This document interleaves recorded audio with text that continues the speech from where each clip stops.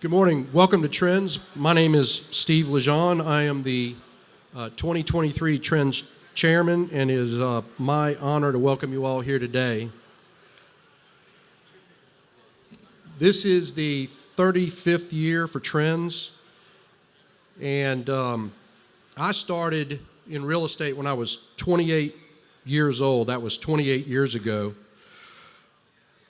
I was flipping through my Trends book from 1995, which was the first year I went to a Trends conference, and suddenly it became apparent how much values have changed during my career.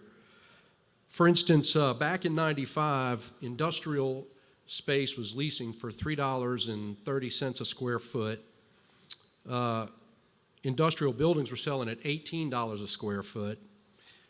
Retail strip centers were selling at an average of $55 a square foot, and Class A office space was leasing for $14.70 a square foot, and that was off of S and Bluebonnet with 91% occupancy. So I was like, these presenters, they get to prognosticate and forecast these values and what's going to happen in the future.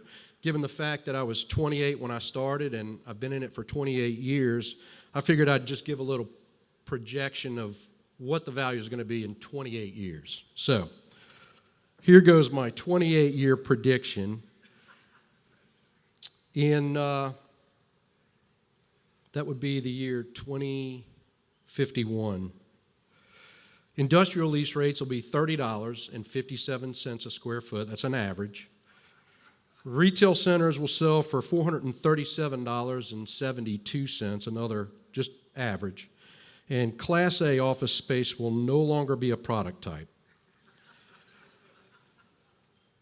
I don't know if I'll be around in 28 years. I'll probably be on a pickleball court at St. James Place. But, it's just interesting to really get a full picture of the difference in time. Year after year, you see the values, and they kind of just sort of blend together. But when you look back at 1995 numbers, it really hits home to buy real estate and buy hard. So with that, I'd like to get things started.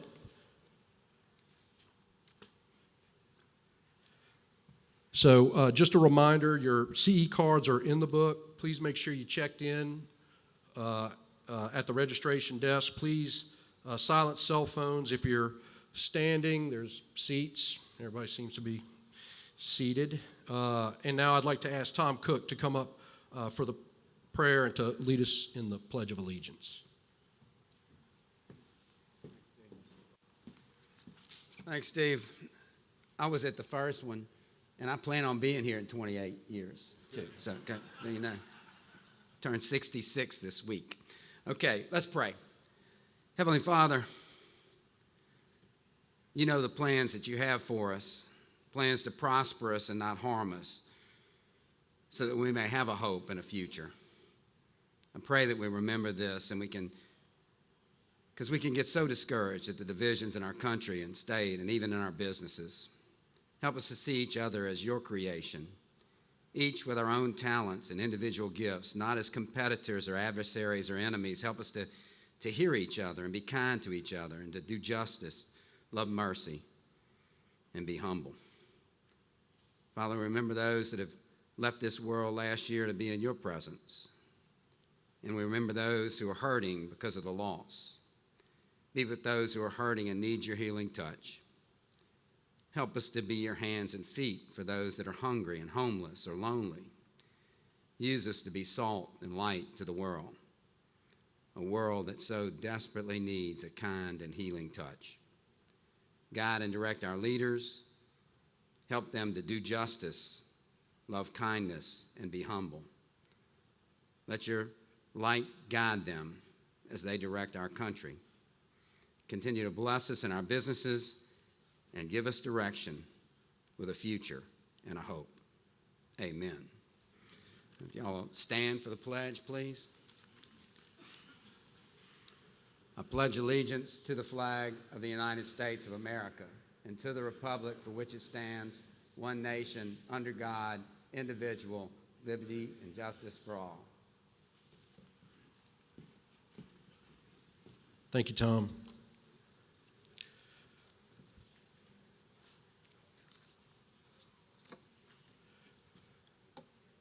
Thank you to our signature sponsor, Assurance Financial, keynote sponsor, NAI Ladder and Bloom, our break sponsor, Lee and Associates, platinum sponsors, Citizens Bank and Trust, St. John Properties, the Lakes at Harveston, Sterling, Elephant Realty, and Corporate Realty. We'd also like to thank our breakfast sponsors, Demco, DeVincenti Brokerage, Gulf Coast Bank and Trust, Louisiana Realtors, Maestri Merle Real Estate, McGriff Insurance Services, Title Plus, and Vintage Realty Company, along with our gold, silver, and program sponsors. Trends would not take place without your support. I'd also like to thank our water station sponsor, Valbridge Property Advisors. Water stations are located in the lobby. Thank you to all the LSU students from the E.J. Orso College of Business, Department of Finance for helping to check in our 800 attendees this year. Thank you to Ken Damon, EVP of GBRAR, Alex Cook, Director of IT for GBRAR, and Jill Sylvester, Director of Marketing, Events, and Commercial Services at GBRAR. This is Jill's 15th year as head coordinator of Trends. She's responsible for increasing the attendance from 300 to nearly 1,000 attendees, growing sponsorships from 32 to 60 sponsors. She handles every aspect as it relates to this event. Without Jill, our book would probably look like the one from 1995, which is all black and white, by the way. I mean, completely black and white. It's troublesome when you have three variables on a graph, and the third one has to be like a black with some specks. It looks like a printing error, but anyway, book is awesome. And so please give Jill, Ken, Alex, and the LSU volunteers a round of applause for all their work.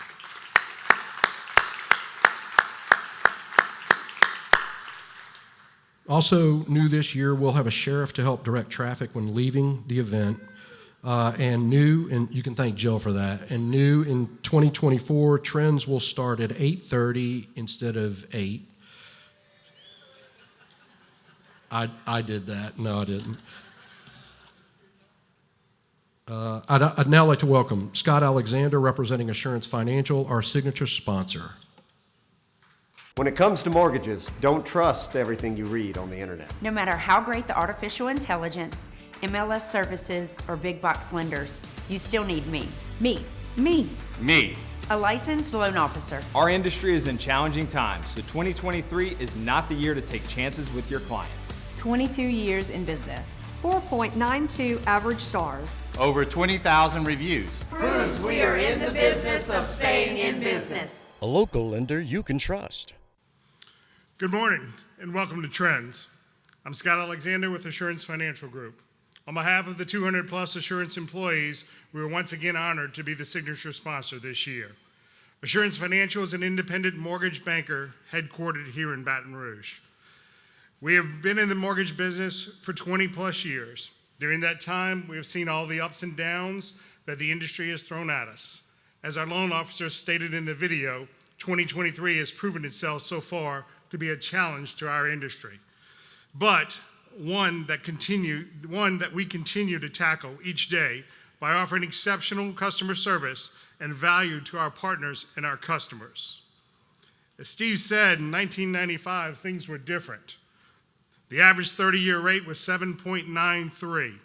That may sound high to you guys, but today, the average 30-year rate is 6.34.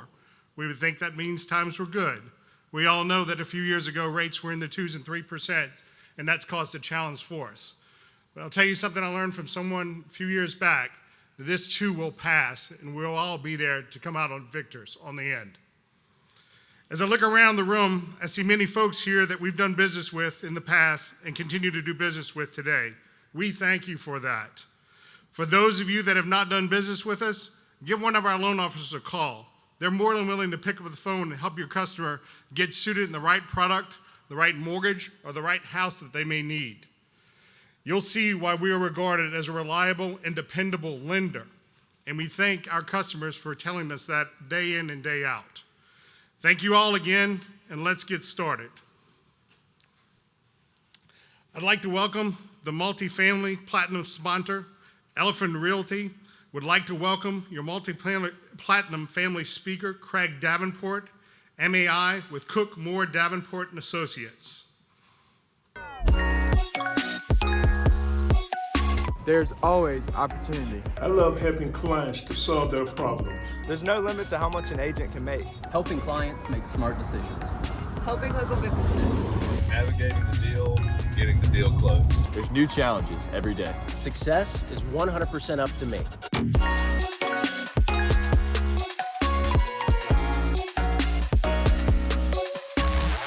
Good morning, everybody. Oh, let's go back. Welcome to the annual Trends Conference, or as I like to call it, the annual Does My Suit Still Fit Conference. And I'm happy to report it does, so another good year. But enough about me, let's talk about the multifamily market this year. Every year I like to give the multifamily market kind of a personality, something to kind of illustrate what's going on in the market. So in 18 to 21, I used this guy. We had a lot of things going on in our market, a lot of construction, and then COVID hit in 2020, which caused a lot of uncertainty, supply chain issues, and all those other things we've talked about throughout the years. After COVID, this guy hit the gym, and he got jacked up in 21-22, which means we had a really great year for those 2 years. Strong market in all segments. So what's it looking like this year? Well, we're dressed up, looking sexy, and ready to party, which is just another way of saying we had another really good year in most segments of our market. Let's look at some of the data. We called 250 apartment complexes this year. 230 have been in the survey for 3 years running, which means that's where we get all our comparison data, so we don't get any spikes from adding new complexes to the data. So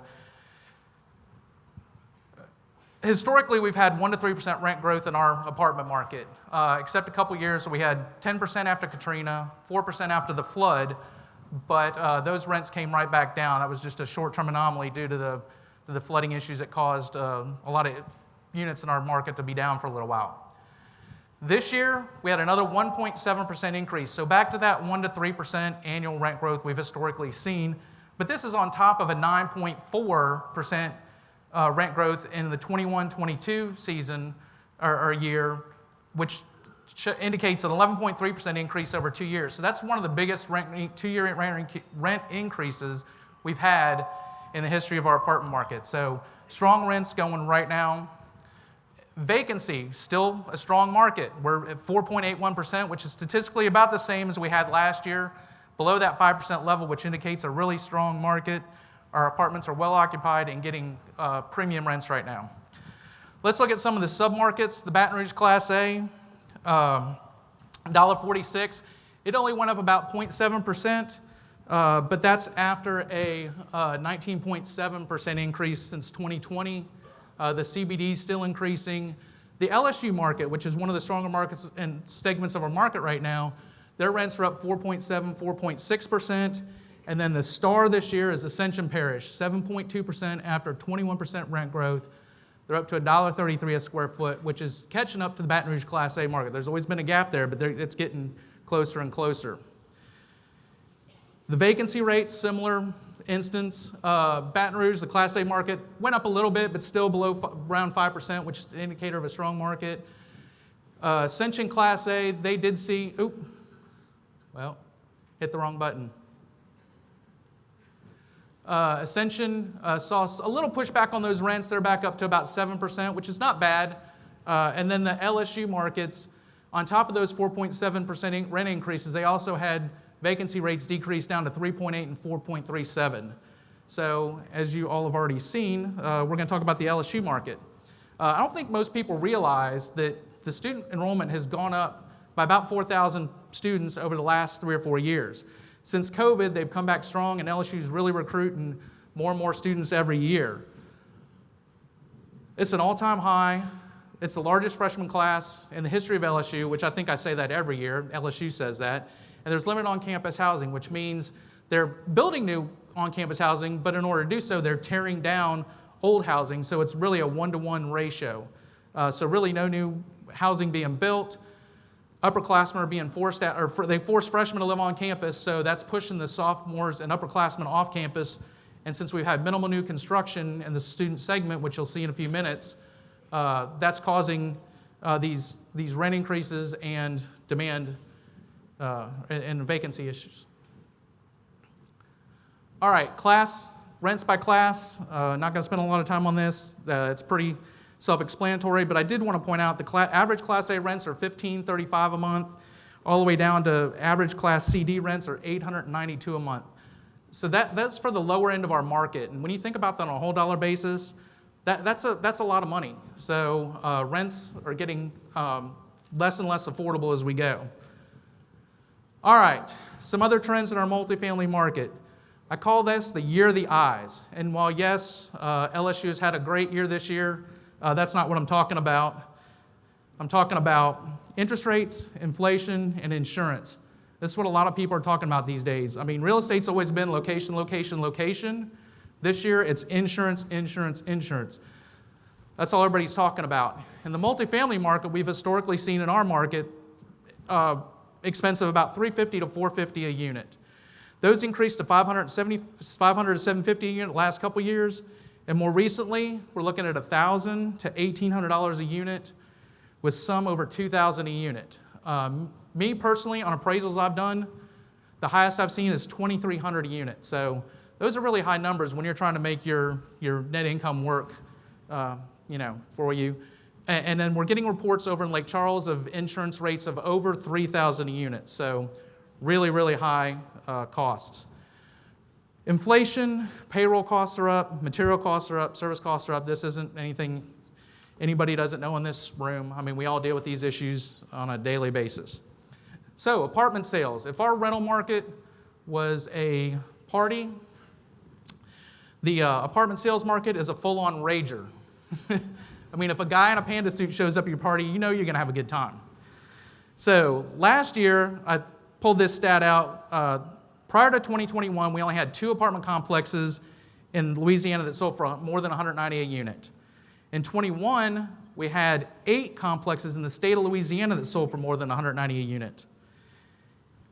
In 2022, in Baton Rouge alone, we had 10 more complexes that sold for over $190 a unit. So a lot of big sales, a lot of high dollar sales. 9 of those top sales in Baton Rouge this year were apartment complexes. And if it wasn't for one shopping center, apartments would have been in the top 10. And we're not just, and part of the reason this is we've got a lot of people looking from other areas of the country. It's not just local and regional guys like we've historically had, but the last several years, we've got people buying from Chicago and New York and LA. We even have a Trump son-in-law, Kushner Companies, bought 2 complexes in Baton Rouge, an 8 statewide, and a Russian oligarch that bought an LSU off-campus apartment. It's not a dorm, but it's an apartment, and he recently had to sell for obvious reasons. So people are looking everywhere. Here's the volume we've seen in our apartment market over the last several years. About $1 billion in sales from 17 to 20. In 22, we had $895 million in sales over 61 apartment complexes. So last 2 years, we've had $1.5 billion in apartment sales, which is a big, big number for our market. All right, let's break this down by quarter because it gives a better indication of what's going on in our market last year. You can see the beginning of the year, 192, 421, down to 87.36 million. In the first quarter of 2023, we only had 3 apartment complexes sell for about 18.8 million. If it wasn't for one complex that sold for 15 million at the end of March, that would have been 2 complexes at $3.824 million. The big drop-off from what we've seen in the past. By a show of hands, how many apartment brokers do we have in the audience? Can we get these guys doggy bags? Because it's been a lean year this year, but they'll be eating them on their yachts that they bought from the last year. So, and the reason why, I've already mentioned it, interest rates. Fannie Mae DUS 10-year interest rate for an apartment complex was 3.27 at the end of 21. Look at how much they've risen over each quarter, and you can see why the sales have slowed down. we're over double, over 350 basis points higher than what we were in 21. So that's caused a big decrease in sales, affordability, on top of the insurance issues we're facing as well. All right, let's look at some of the sales we've seen in our market, some of these big dollar sales this year that we haven't seen historically. Silver Oaks down in Gonzales, $76.85 million, $228,000 a unit.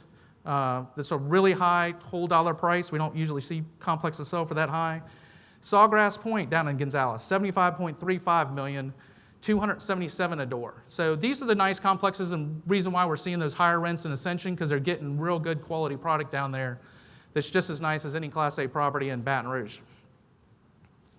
Royal Palms, this was one of the last sales we saw, one of the last big sales we saw in 2022, $30 million, $238 a door. That's across from Costco right there on Airline Highway. And Dawson Park over behind Baton Rouge General sold for $45.725, but almost $300,000 a door. So really, really high prices, great prices for our market. Here's a few other sales we've had that caught my eye. Terraces at Perkins Row, $184,000 a door. The Commerce Building downtown sold for $265 a door. That's not quite accurate because there is some retail space in that complex, but still a high dollar. Hidden Oaks at Segan, $126,000 a door. That's a tax credit property off Segan Lane. So really, really nice price for a tax credit property. We also have two student properties, Exchange at BR, Baton Rouge, and Arlington Cottages. I couldn't really get good verified sales prices, so I didn't put them up there, but did want to let you all know that those are selling also. And one last sale, this is down in New Orleans. It's not our market, but Canal 1535 on Canal Street sold for $121 million. This is one of the highest whole dollar sales we've seen in the state ever.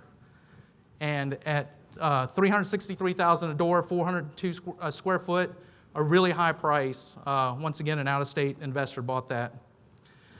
All right, what other trends are we seeing in the multifamily sales market?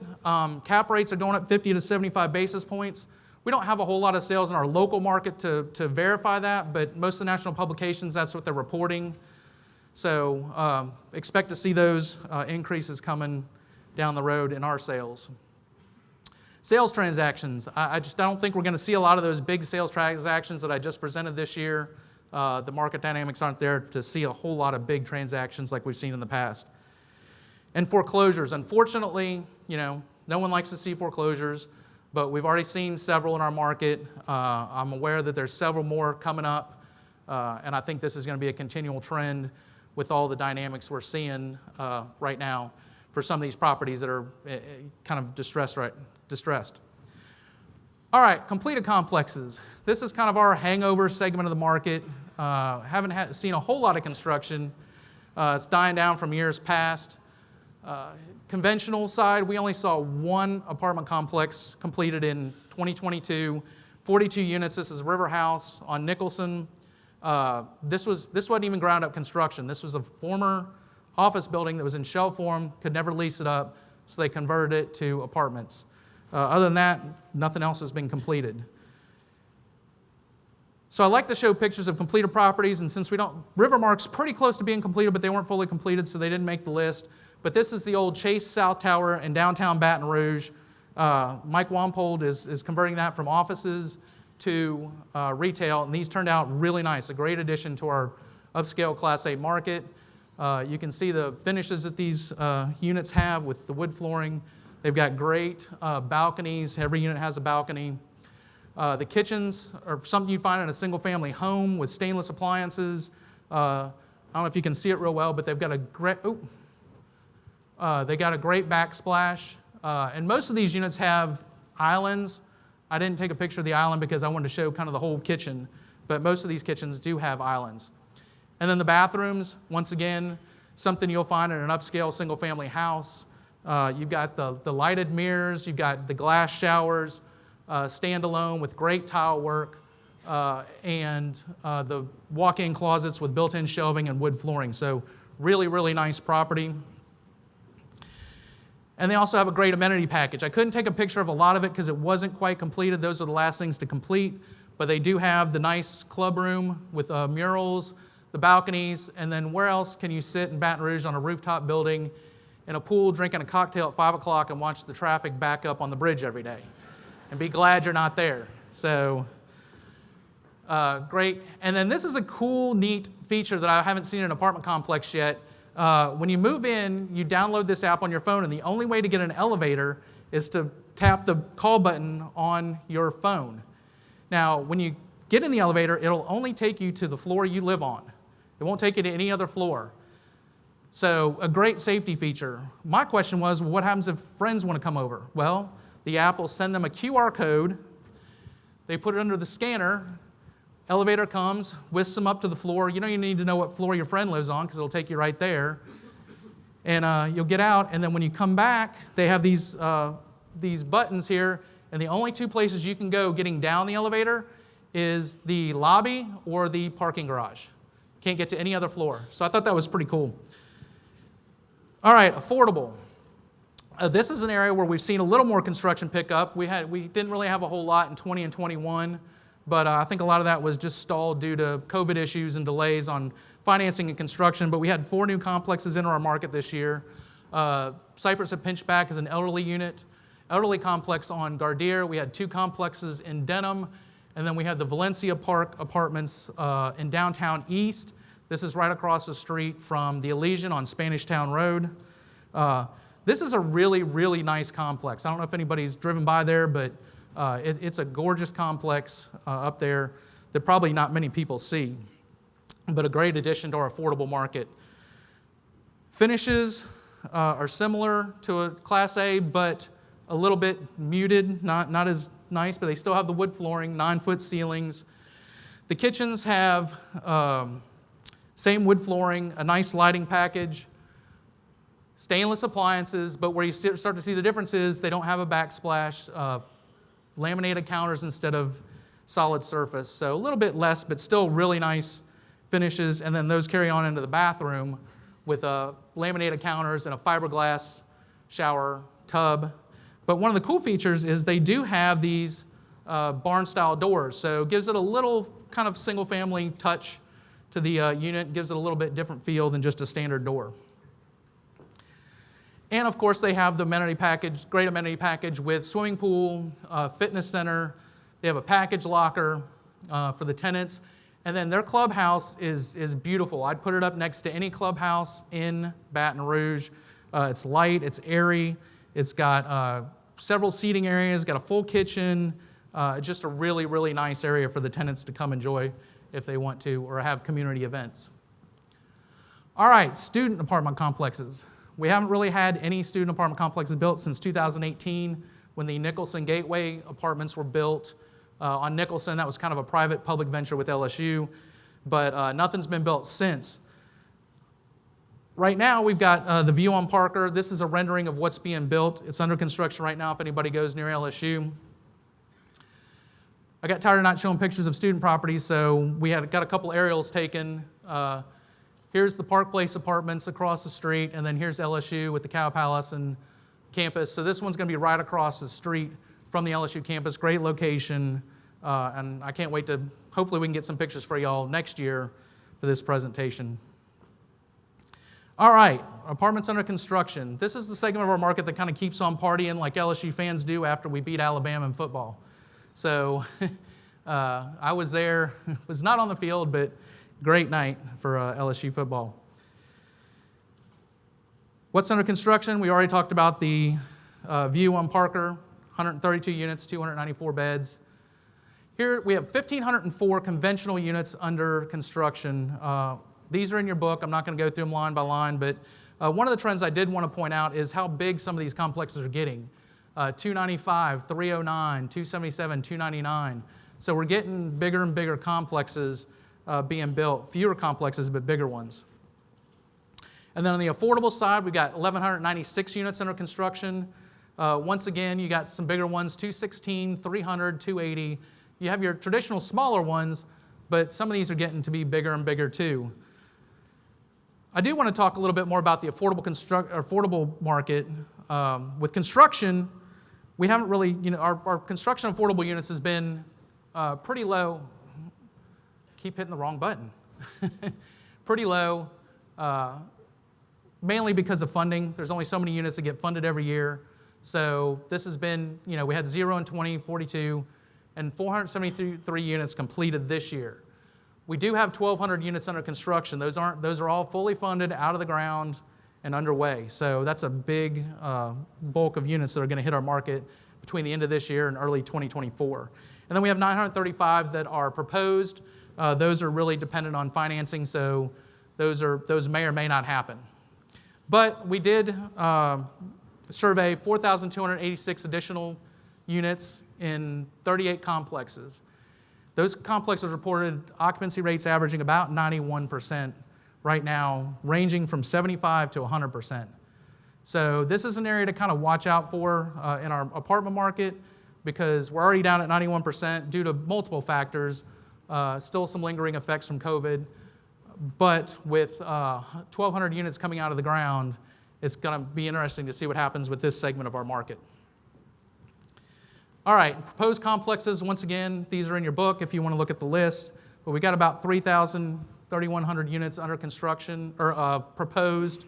So I think a lot of these are going to depend on interest rates, construction costs, all the I's that I've been talking about, whether they actually move forward or not. So I think the longer it takes for them to get out of the ground, the tougher it's going to be for them to come to fruition.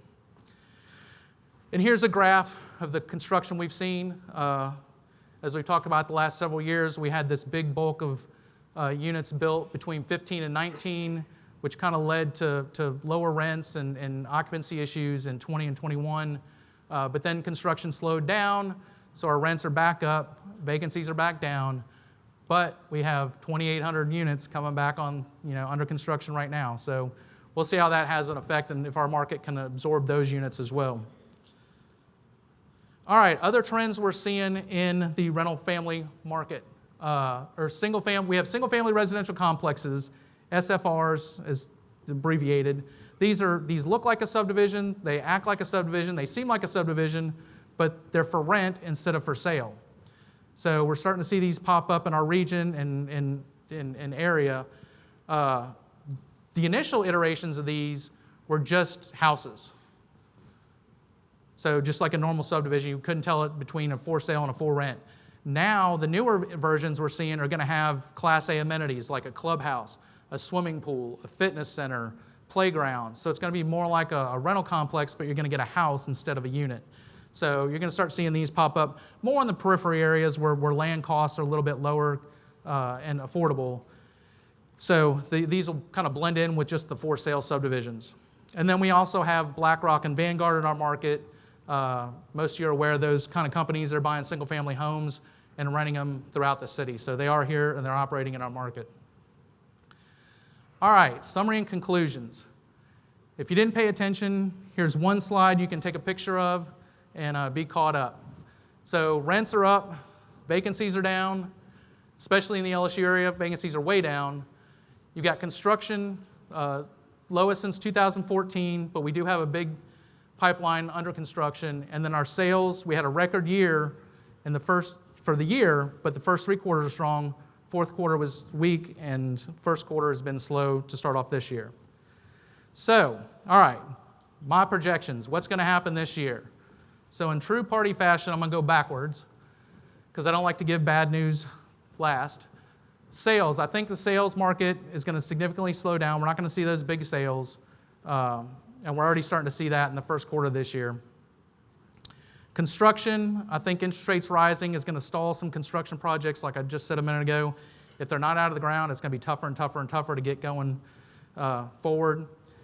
Vacancy, I don't see any dynamics in our market to really change the current vacancy rates reported for our properties. I think we're going to stay in that 5% range, maybe go up to 7%. But I think we do need to watch the affordable segment because we do have that big glut of units coming into the market. And then last but not least, rents, I think they're going to continue at that 1 to 7%, barring any unforeseen circumstances. You always have to put that disclaimer here in Louisiana because you never know we're going to have floods or hurricanes or anything like that. But barring any of those instances, I think we're still going to see our rents rise 1 to 3%. This is my multifamily committee. If you see anybody here, please thank them. They helped gather all this information. It takes a lot of work from a lot of people to get all this information to y'all. And if you have any questions or need anything, here's my email address, contact information. And one last thing, we send out a survey every year, so if y'all see something you like, if you see something you don't like, if you see something you want us to add or take away, please fill out those surveys because we do read them, unless you just put "you suck," and then we don't read them. So, thank you.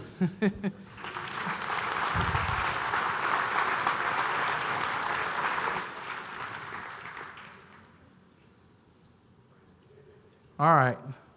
We got a special treat for y'all this year. Back by popular demand, after a 5-year absence, he moved all the way back to Houston just to give this speech coming up, so y'all need to pay attention. Our Office Platinum sponsor, Corporate Realty, welcomes your office speaker, Brandon Pesno with Corporate Realty. See? Brandon holds both the CCIM and SIOR designations.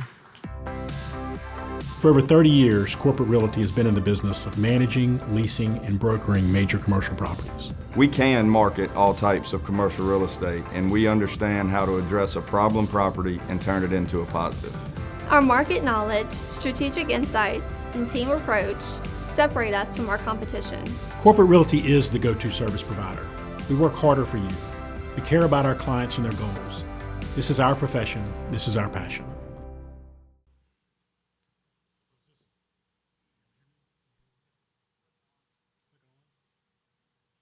How's that? Good? All right. So clearly I want to say that the Academy Award for Best Actor in a Trends promotional video would go to me. So I will give my speech at the end of this presentation. It was a lot of takes, a whole lot of takes. It's really awkward to watch yourself, and it's awkward to hear yourself, but it's even more awkward to watch yourself. But thank you all for letting me present today on the Baton Rouge office market. I want to do one quick thing. By a show of hands, how many people's, work habits have changed since COVID? Whether you go to the office less or more since COVID. See, most people are going to the office less, and we're seeing, and that's going to be the driving factor that I'm going to be talking about in the office sector. So our office committee members, I'd like to thank John Ann Stoosman, Gary Black, and Foster Murphy. All were very beneficial in helping us to gather this data. Again, just like Craig said, it's a lot of work, and we appreciate all their hard work in getting this done. So I don't want to be Debbie Downer, but this picture kind of epitomizes what we're seeing in the office market right now. There is a black cloud over the office market. You will see, though, in Baton Rouge, there's some rays of sunshine coming through. There's some positives that we'll talk about. And I'll try to keep it as positive as I can. So, trends that we're seeing in the office sector. We're going to talk about the national office statistics and how they're on the decline. We're going to talk about the debt markets and how there's a looming debt crisis specifically for office market, but also for a lot of commercial debt that's out there. We're going to talk about office space utilization and how that compares to actual vacancy, how we've traditionally studied office occupancy and vacancy in the past. We're going to talk about the rise of operating expenses. This is something that Craig kind of touched on as well due to inflation, rise in tenant improvement cost, and aging office product. These are all trends that are affecting how office is performing today. So the national office market, major trend that we've been seeing is a lot of tenants are holding off on growth-based decisions or long-term decisions. They want short-term leases. They want to kind of kick the can down the road with the economic uncertainty and still uncertainty in what the workplace is going to look like. This is a big number, as of the fourth quarter of 2022, there was about 37 million square feet of negative absorption in the office market. That's a tremendous amount. That means space was given back to landlords. It is now vacant. National vacancy rates in the fourth quarter of 2022 increased to 17%. They've actually risen to 20% in the first quarter of 2023. So these are staggering numbers for the office market. Still a lot of uncertainty out there. What's the anomaly, though, is that rents continue to rise, and we're going to talk about the reasons why that. But it's not I had this discussion with one of my partners, Mike Siegel, that it's not a supply and demand issue. It's more about the economic factors that are driving rents to go up, and we're going to talk about that down the road here. So let's talk about the looming debt crisis. So CMBS loans, the default rate on CMBS loans has increased almost double, about 75% really, from over a year ago. So that's mortgages that are delinquent and paying their monthly note. Special servicing rates rose to about 4.43%. So special servicers step in when a loan is in delinquent or in default, or it's on a watch list, where the special servicer kind of acts as an intermediary between the lender and the property owner to make sure that the property is run efficiently. JP Morgan Chase estimates that approximately 21% of office loans are going to go bad. That's a staggering number. In comparison, when you looked at 2008, 2009 and the residential mortgage crisis, and we saw the effects of that, that was about 20% of residential loans that went bad. So we're on pace to see the same type of activity in the commercial market. There are roughly $270 billion of commercial real estate loans coming due this year. And what that means is they're going to have to refinance or find new financing at higher interest rates. Craig touched on, we touched on that early on with, interest rates. Assurance had told us they were, 2-3% a couple of years ago.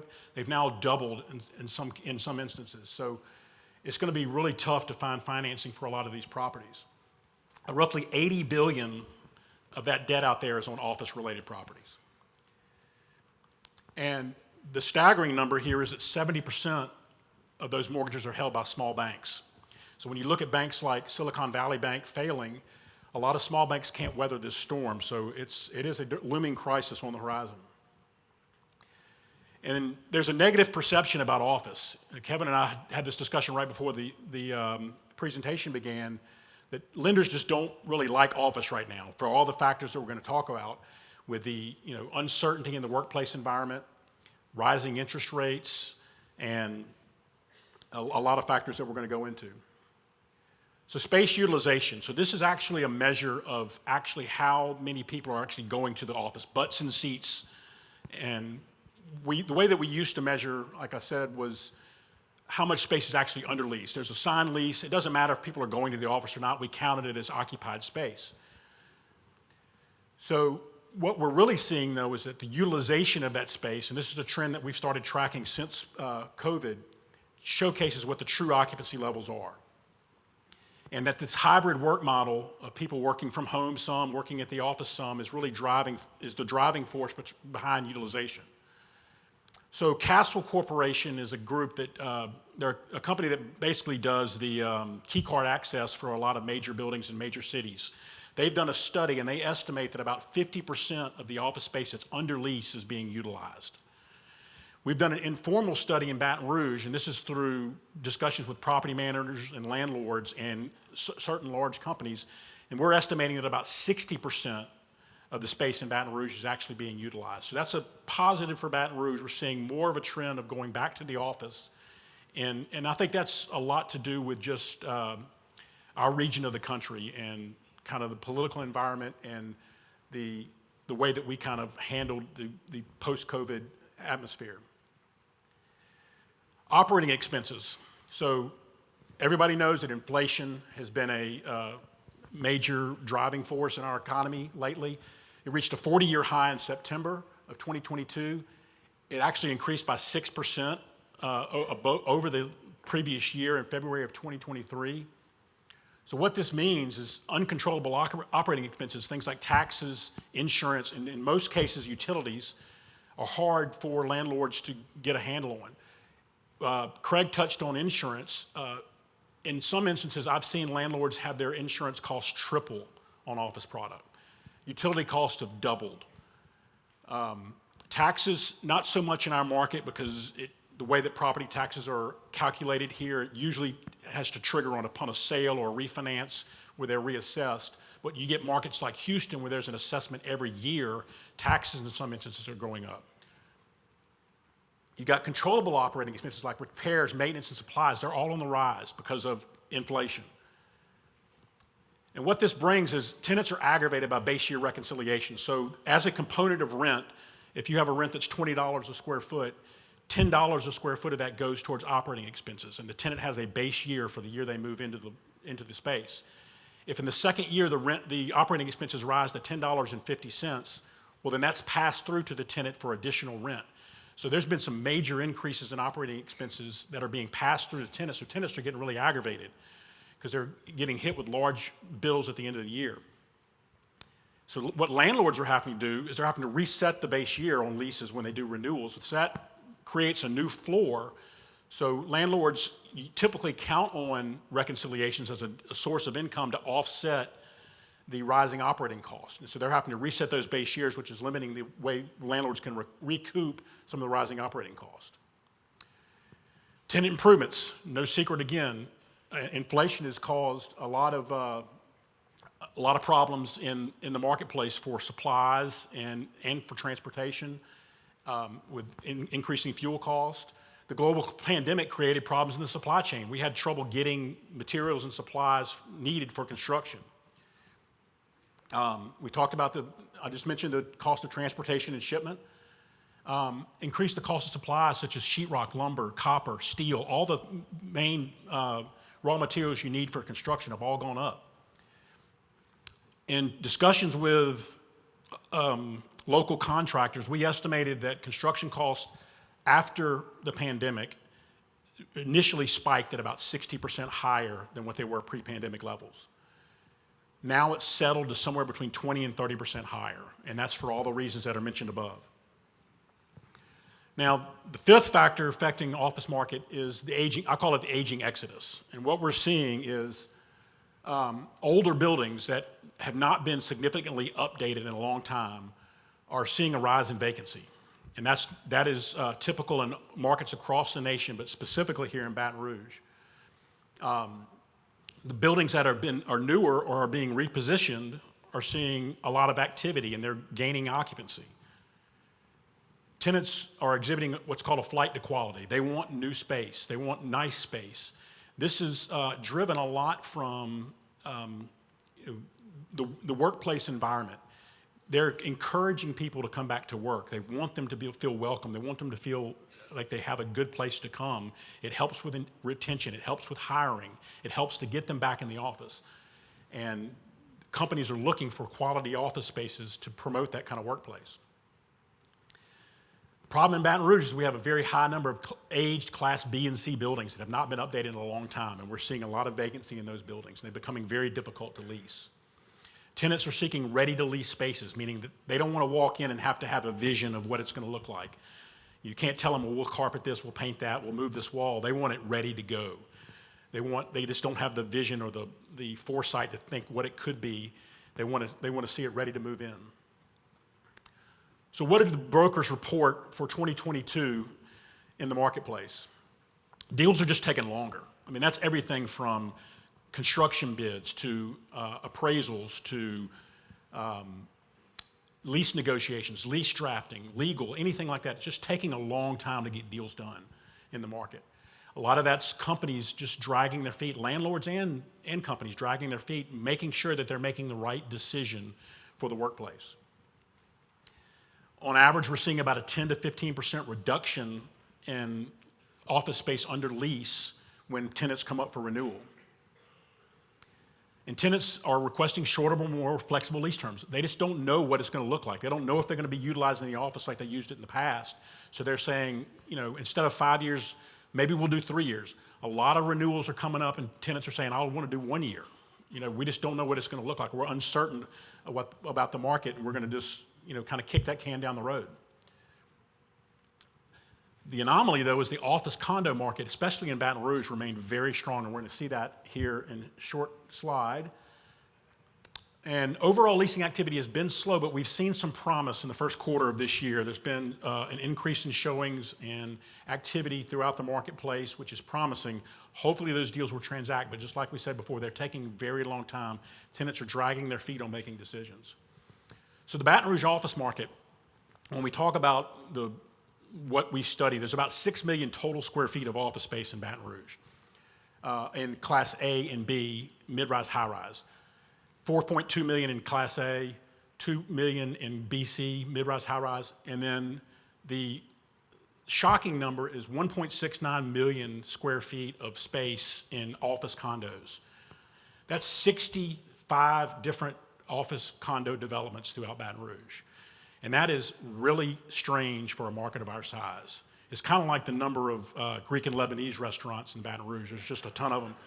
I don't know, did you know that I counted this the other day, there's 35 Greek and Lebanese restaurants in Baton Rouge. That's a lot. You guys love this kind of food. But when you compare the office condo market to markets like Mobile, Birmingham, even New Orleans, Jackson, Mississippi, even a market like Houston, they're just not as prevalent as they are in Baton Rouge for whatever reason. People like the drive up, close proximity, nice finishes of the office condo. So historical occupancy rates, you can see, we're going to see a little bit of positive news. It's been a downward trend since 2015 in the multi-story market. We did see a slight increase this year, so we've had positive absorption. If you remember, we saw 37 million of negative absorption for the national market. We actually saw positive absorption in Baton Rouge. That's a little bit of sunshine coming through the dark clouds.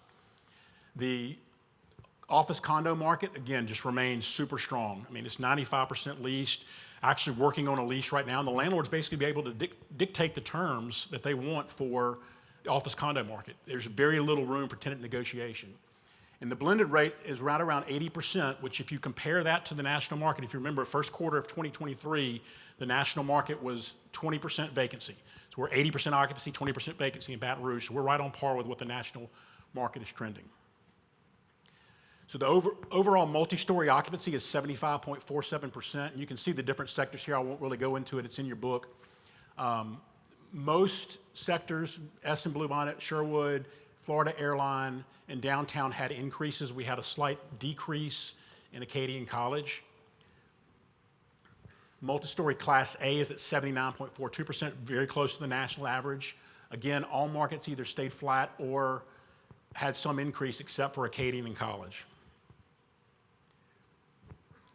This is the interesting point. We talked about how on a national level, rents are increasing while demand is decreasing, which seems kind of counter to each other. Class A office rents right now in Baton Rouge are 22.63%. Average BC rates are around 16.57. But this is the slide that really kind of tells it all. If you can see, the blue line is operating expense cost. We had a big spike from 2022 to 2023 in operating expense costs. That's from the things we talked about: insurance, it's utilities, it's taxes, it's in some instances, material costs for labor or for repairs and maintenance, things like that. And you can see that over a period of time, the red line represents Class A rents, the yellow line represents Class B rents. On average, those rents have increased by about $2 a square foot from 2005 to 2023. That's not even keeping up with inflation. But operating expenses have increased by about $4 a square foot. And we had a big spike this year. So that gap is closing. So what does that all mean? Rents are just going to have to go up. It's not a supply and demand issue. As landlords get pinched more and more, they're just going to have to increase rental rates. Now, you're probably going to see that offset with tenant concessions, like free rent, but you're able to keep that face rate, higher tenant improvement allowances, but you're able to keep that face rate. Development's going to be slow to non-existent. This is really kind of a function of two things: interest rates, as Craig talked about with the multifamily sector, and just the sheer cost of construction right now with material supplies and labor. The market's probably going to remain flat with no new tenant activity. Baton Rouge, Ty Gose, who gave this speech, I think for 4 years while I was gone to Houston, said we have an office problem in Baton Rouge. And what we do have is, with the office condo segment, has basically pulled a lot of tenants out of the BC market into in some cases, the Class A high-rise market. And we just don't have a whole lot of new tenants moving into the Baton Rouge market. We're a tertiary market in comparison to most of the United States. So we have companies that are doing business here, but they're headquartered in Houston, Atlanta, Dallas, around there. They may have a small presence here, but a lot of times they're seeing that shrink, and they're really running those operations from out of state. So not a whole lot of new activity in our market. Buildings with ready-to-lease spaces or that are undergoing some kind of retrofit or renovation are going to be ones that see the most activity. Loans for commercial office space, especially for investors or speculative development, are going to be very hard to obtain. Lenders just do not have an appetite for office product right now. It's going to be very difficult. From an owner-occupant standpoint, it will be easier because there's less risk when it comes to an owner-occupancy, but investment or speculative development is going to be very hard to obtain lending for office product. The market's going to remain favorable for tenants and negotiations, but I don't think so much on rental rates. Again, for the reasons that we specified, the rising operating costs, the rising tenant improvement costs, I think you're going to see it more in concessions. Baton Rouge has not been a very concession-laden market when it comes to office space negotiations. Typically, it's been rate and TI. Well, we're starting to see things like free rent come in. I'm starting to have landlords in downtown even say, what if we provided free parking? Things like that to kind of entice a tenant to come. I've had a landlord even talk about paying moving costs for a tenant to come in. These are things that you see typically in bigger cities that we're starting to see in Baton Rouge. The tenants are going to continue to demand the flexible lease terms. I think there's still a lot of economic uncertainty in the market, and there's still a lot of what is the workplace going to look like uncertainty in the market. So they're still going to be looking for shorter term leases where they have the option to kind of reevaluate in a few years. So what does all this mean for Baton Rouge, and how does Baton Rouge compare? The positives, we got higher office space utilization than what we're seeing across the nation. We're about 60% compared to 50%. So more of you are going back to work, which is great for the office sector, good for me as an office broker.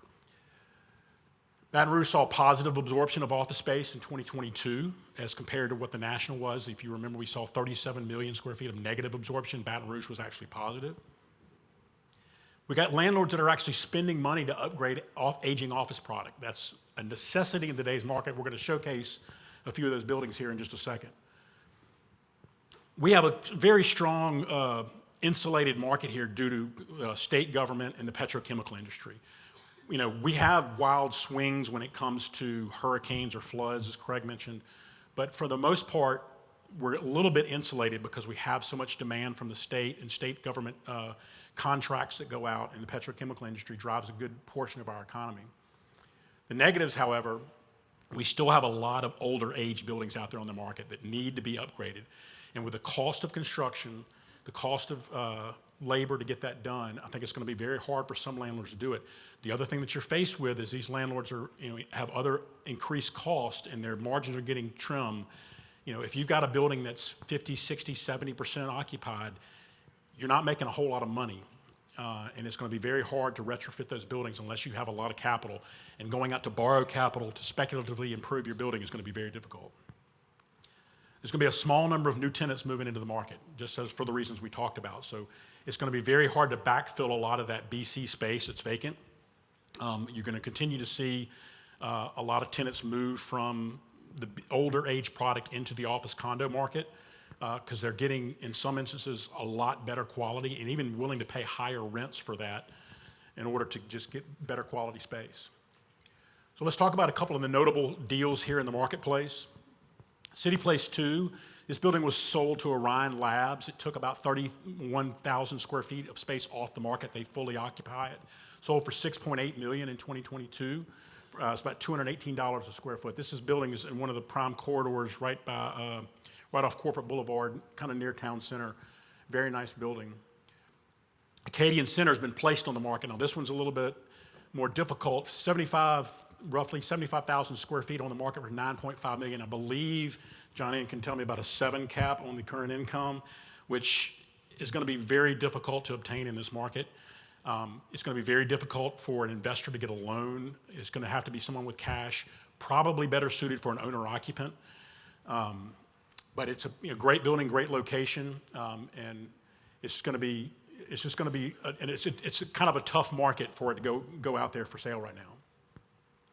We've talked about Rivermark. Craig touched on it for the residential portion. There is a component of it that's office, mainly in the former North Tower, which is Rivermark 2, undergoing a major renovation. This is actually an older picture. You cannot see the balconies that were installed on the South Tower, but this is the former Chase North and South Tower that was owned by Mike Wampold. A lot of major renovations to the lobby areas, upgraded with white marble.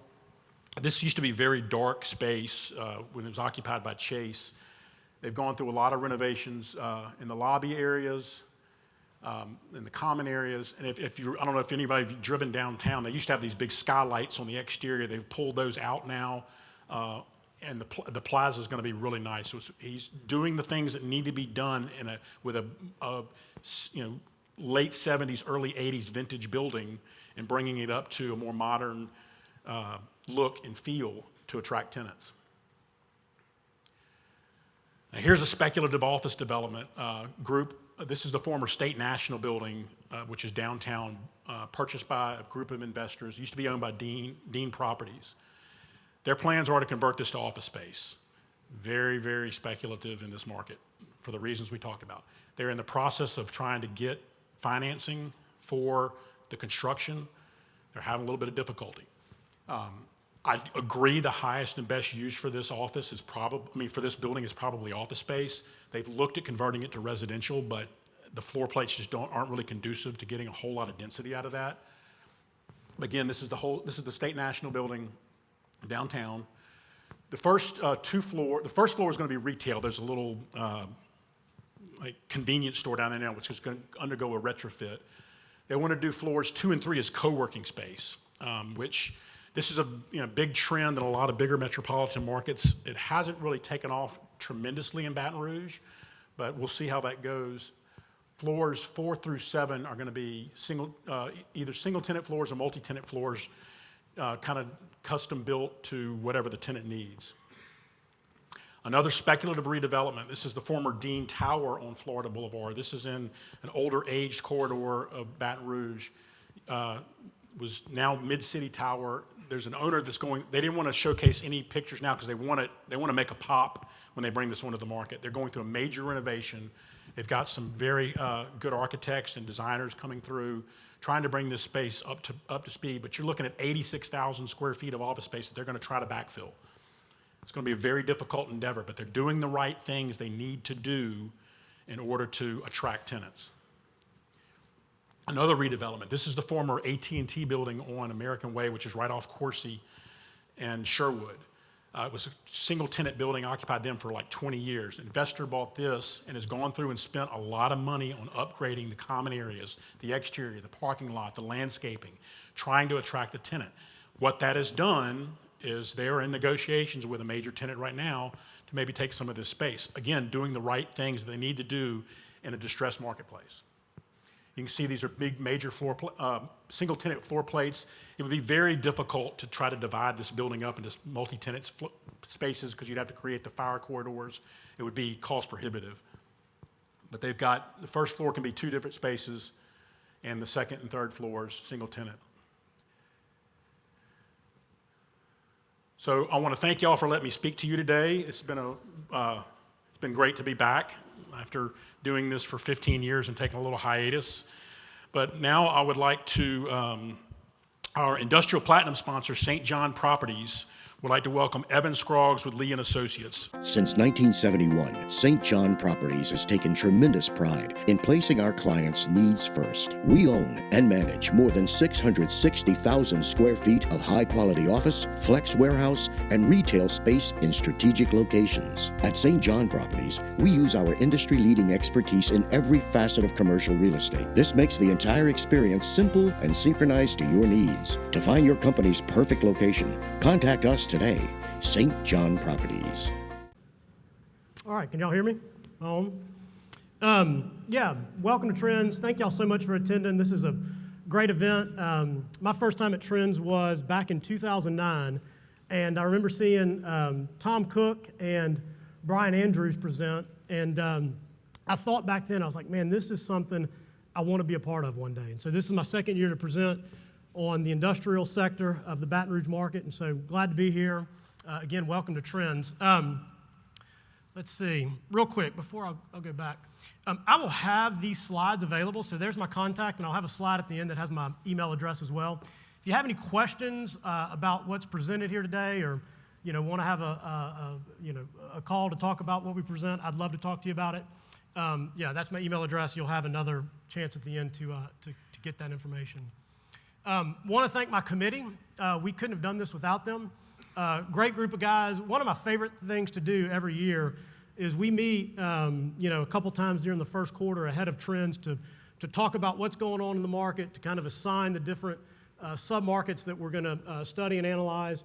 And really good conversation with these group of guys. So, thank you to my committee. We couldn't get this done without them.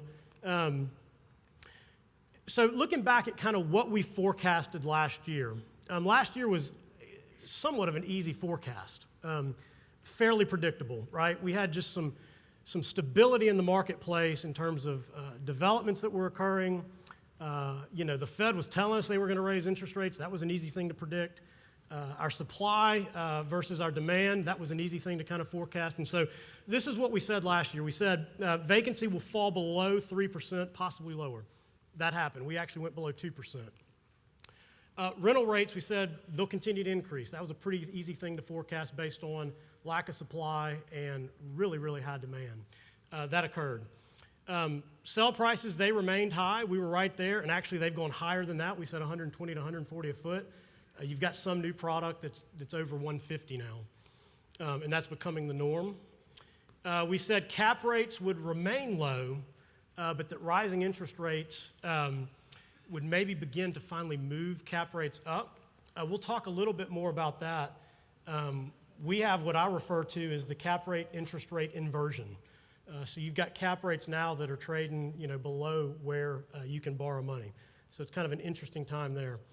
And then we kind of said, look, construction cost, going to drive TI up, interest rates going to drive, debt service up, and so that's going to be a headwind. And that's certainly been the case. So those are kind of the things we forecasted last year, and, we kind of got those right. So we'll see if we can do the same this year. This is what we're going to go over. So this is kind of how we're going to lay out the next 20 to 25 minutes. We're going to define the data set. We did that last year, but I'm going to make that quick and short just to kind of remind everybody what we're talking about. We'll look at national trends. We'll take a look at local trends. We'll talk more about demand drivers. Some are known and we go over all the time with regards to petrochem, but we're going to take a look at maybe some shifting demand drivers and ways that that's going to evolve over time. We're going to look at a similar market that I think is a great case study for what Baton Rouge and New Orleans combined could become. And then we're going to take a look at some notable projects. So that's what we're doing today. Our data set. So this is, we look at it two different ways, geographically and property type. And so this survey only looks at buildings over 5,000 square feet. Anything below that, we're not really taking into consideration. So geographically, it's the Baton Rouge MSA, right? The 9-parish MSA. Primarily, it's really East Baton Rouge, West Baton Rouge, Ascension, and Livingston. So it's those kind of, parishes in the south of our MSA. So last year, we kind of talked about the three different product types that we look at. The first being bulk distribution. We'll talk about this facility in a little more detail later, but this is the new Frito-Lay facility out there, Airline at Highland. So you can see Highland Road, Airline's back over here. This is the Albertsons. Usually over 100,000 square feet, 32-foot clear plus on clear height, 50 foot wide or better column spacing. Lots of dock doors, right? So this is just docks all along here. You've got truck trailer parking over here, and you've got a separate car park. That's a pretty typical, site plan for distribution space.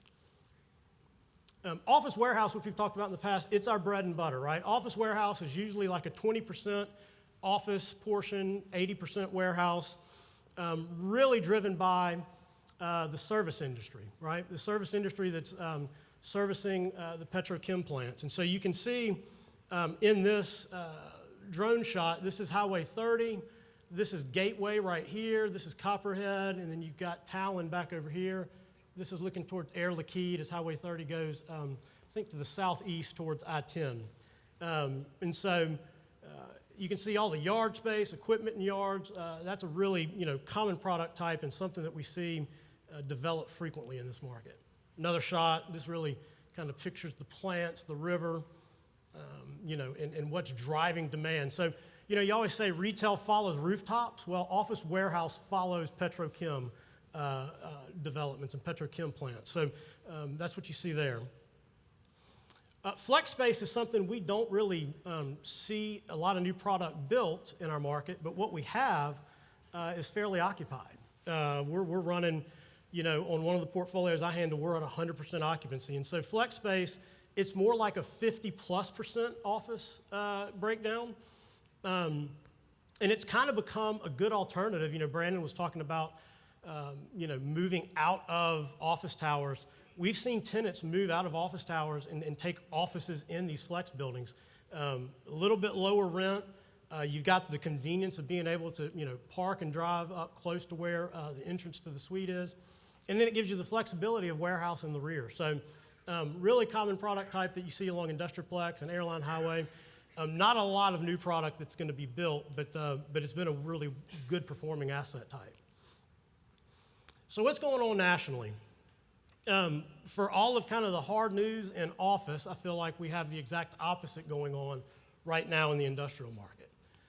So we've had record low vacancy, right? We hit 2.9% at the end of the second quarter in 2022. National vacancy rate at the end of 22 crept up to 3.3%. Some of that may be driven by a lack of supply, but we'll talk about that a little bit later. 7 straight quarters of decreasing vacancy. So up until the end of Q2 2022, vacancy decreased every quarter for 7 consecutive quarters. And had 4 consecutive quarters of record-setting vacancy. So record low vacancy for 4 straight quarters, which really a sign of a strong and healthy market. We delivered, or net absorption in 2022 hit 477 million square feet. That's only second to what we absorbed in 2021 of 561 million.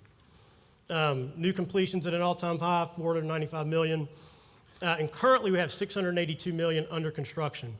And as a result, right, limited supply, really high demand, we're seeing rent growth, right? 18.6% was the average national rent growth.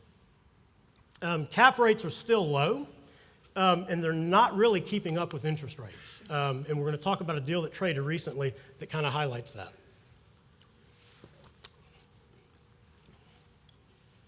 So I had this slide last year to kind of point out where Baton Rouge falls in, relation to other markets across the nation.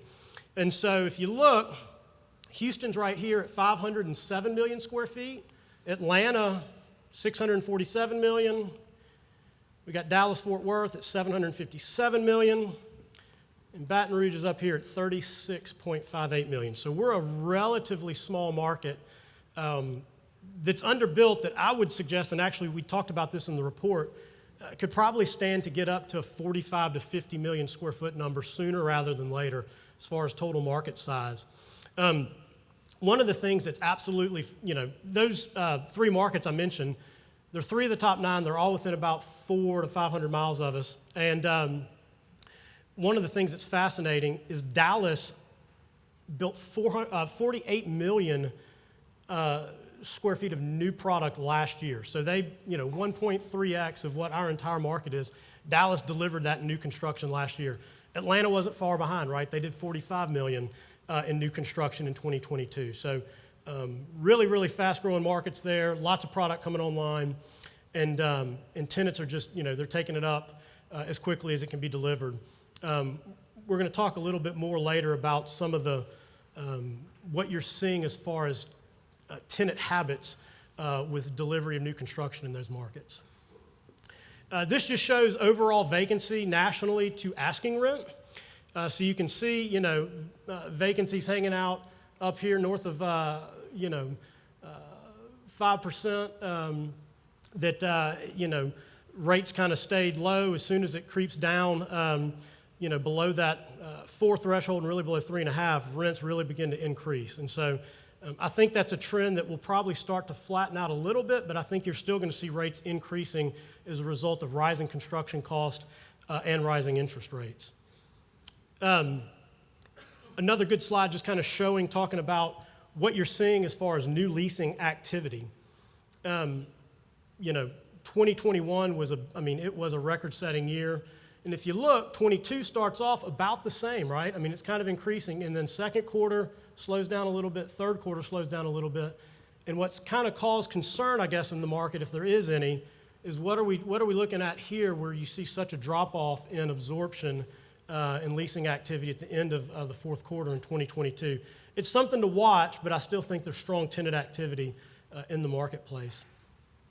Last year we talked about how Baton Rouge didn't see much in the way of spec construction. We just don't do a lot of spec building in Baton Rouge. The build-to-suit model is really the thing that everybody likes to pursue. It's the safest, it's the least risky, it's the easiest to get financed. And I always laugh because you can drive the market and you'll see signs that say we'll build to suit, and they're still there 6, 7, 8 years later to the point that like they've faded where you can no longer read the sign because they're so sun bleached, right? But if you see nationally, major markets, they're not waiting on build to suits, right? Speculative development makes up 80, 90% of the construction that's going on there. And they're saying, look, the tenant demand is here. We can't wait for a tenant to approach us, and to build it. The tenant's going to move on by that time. It's too long of a lag. Its speed to market doesn't work. And so they're building it and they're leasing it. I had a conversation with one of our brokers in our Dallas market a few months back, and he said he only does like the 100,000 to 500,000 square foot new construction warehouse leasing. And one of the things he said, we never negotiate lease rate. That doesn't even come up with the tenant. What we're always talking about is timeline to deliver. How quickly can we get into our space? Because for the tenant that's looking for that space, the operations cost of not being in that space operating is more than the nominal increase in rental rate, $1, $2 a foot. This shows some of the tenants that are absorbing the most space. It's been historically logistics and distribution that's kind of outpaced the rest. I think I saw where in the first quarter, the 3PLs, the third-party logistic companies, have just finally kind of overtaken logistics and distribution. But, we have a little bit of all of this in our market, right? We see some 3PL activity. We've had, retailer distribution being developed. Food and beverage has been popular. And so all of those we kind of see in our market. I think you're going to see 3PLs moving in more and more as we have product that can really accommodate their space requirements. Last year we talked about this shift, right, in supply chain. How historically it's been this kind of west coast to east model or a northeast to southeast or southwest model, and how it's really moving more to a south to north model. And this slide really kind of depicts that, right? I mean, tenant demand, almost 1 billion square feet of total requirements in the nation, and the Southeast is driving over 25% of that, almost 28% total. And so we're really in a good spot, I think, in Baton Rouge to capitalize on some of that demand that's going on across the Southeast. We talked last year about industrial transactions. It was a record-setting year in 21. We set another record in 22 for total volume of industrial transactions. We barely beat it. We're just under 140 million. But one thing to note is that fourth quarter, so you can see the big fourth quarter in 21, had a big first quarter, and then it kind of tapers off some as interest rates rise. Folks are getting maybe a little, skittish on how these deals are going to pencil out. Fourth quarter was slower, and of that fourth quarter number, 23 billion of it was Prologis acquiring Duke. So Prologis is a REIT, Duke is another REIT. A $23 billion acquisition. I think Duke has 132 million square feet of real estate. So it's a really large portfolio acquisition. I believe Duke was in 7 major markets across the Southeast and almost in every major market across the United States. So really good acquisition by Prologis, which goes to kind of make the point, right? This slide was there last year, and I wanted to provide a little more context. So this was their market cap, Prologis' market cap before that acquisition. I'm sure it's gone up certainly since then.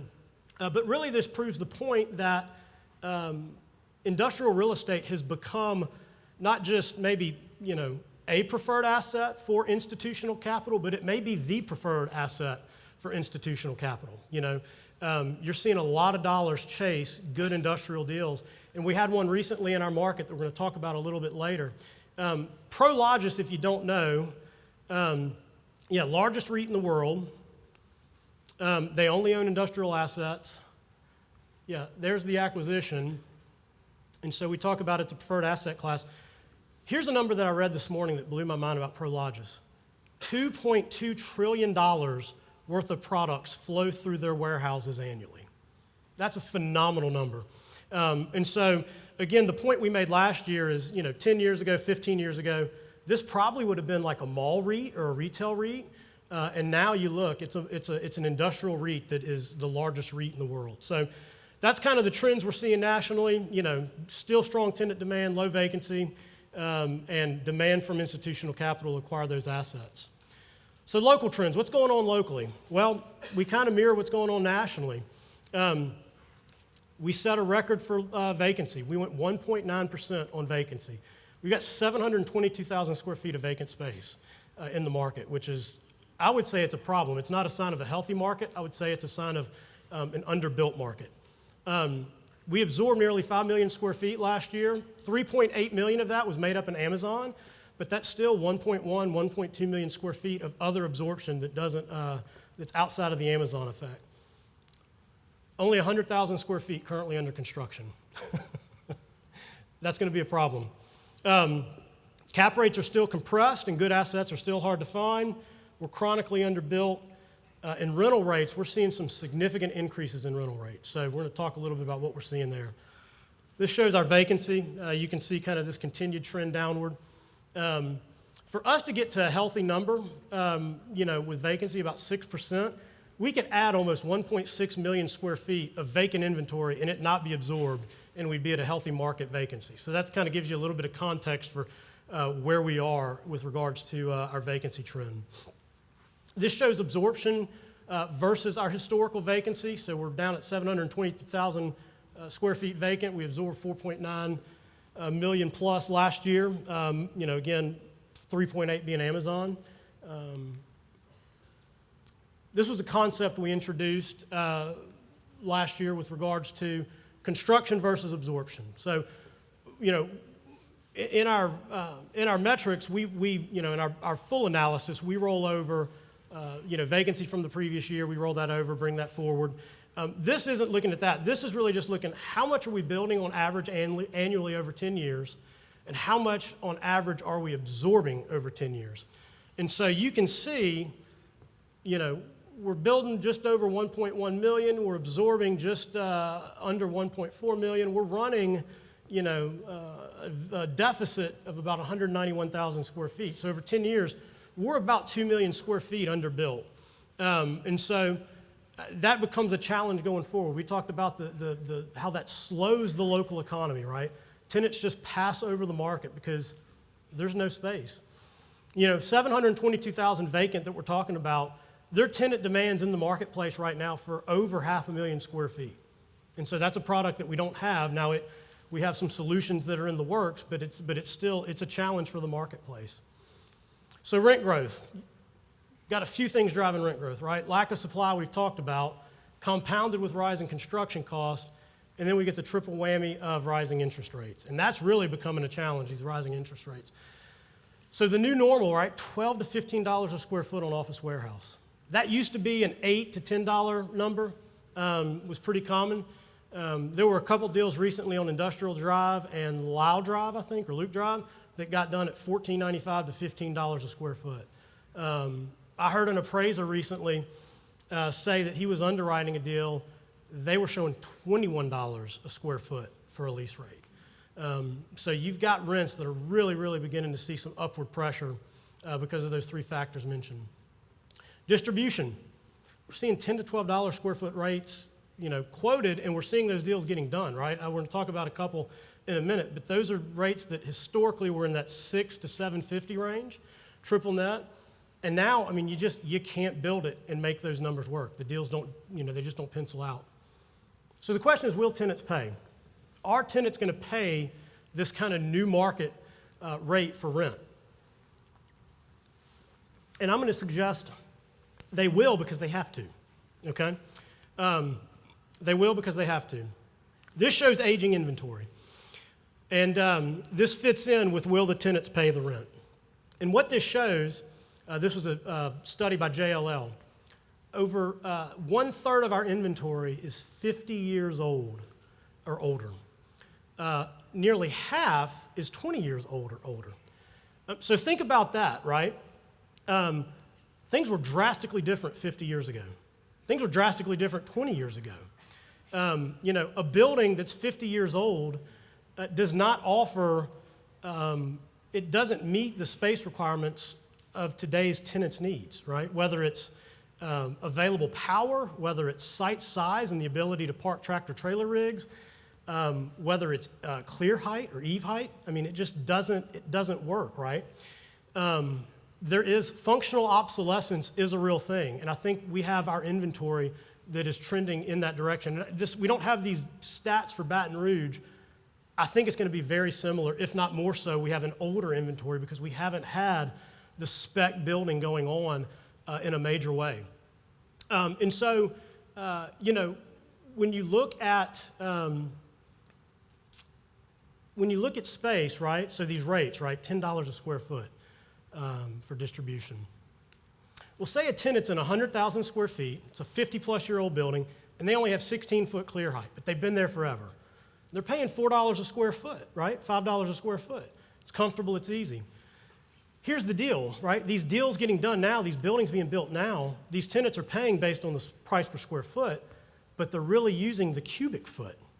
So a $5 square foot rate in a building with 16-foot clear is the same thing as a 50,000 square foot building with 32-foot clear at $10 a square foot, right? And so when you start looking at it, you're gaining more functionality in these newer spaces that help operations run more efficiently, and I think speak to what Brandon was talking about with regards to a flight to quality, right? You're seeing a flight to quality for these types of spaces, and it's because of this. The labor market is tight. It's a very tight labor market. This shows our unemployment rate. We're basically back to pre-COVID unemployment, but this shows our labor participation rate, and we're still a good bit below where we were pre-COVID on labor participation. So less people in the workforce, right? And now they're even more expensive to hire, right? I mean, labor wages have gone up. And so how do you attract better talent? Well, it's easier to attract them to a new facility, right? It doesn't feel like it's decaying and declining and it's aging.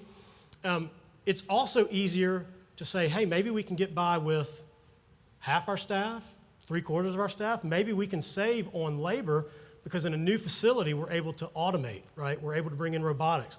We're able to run more efficiently than we could in an older facility that doesn't really meet our space requirements. So I think those are trends that you're going to see, a flight to quality, because it really makes operations more efficient, and it makes you more competitive to hire labor.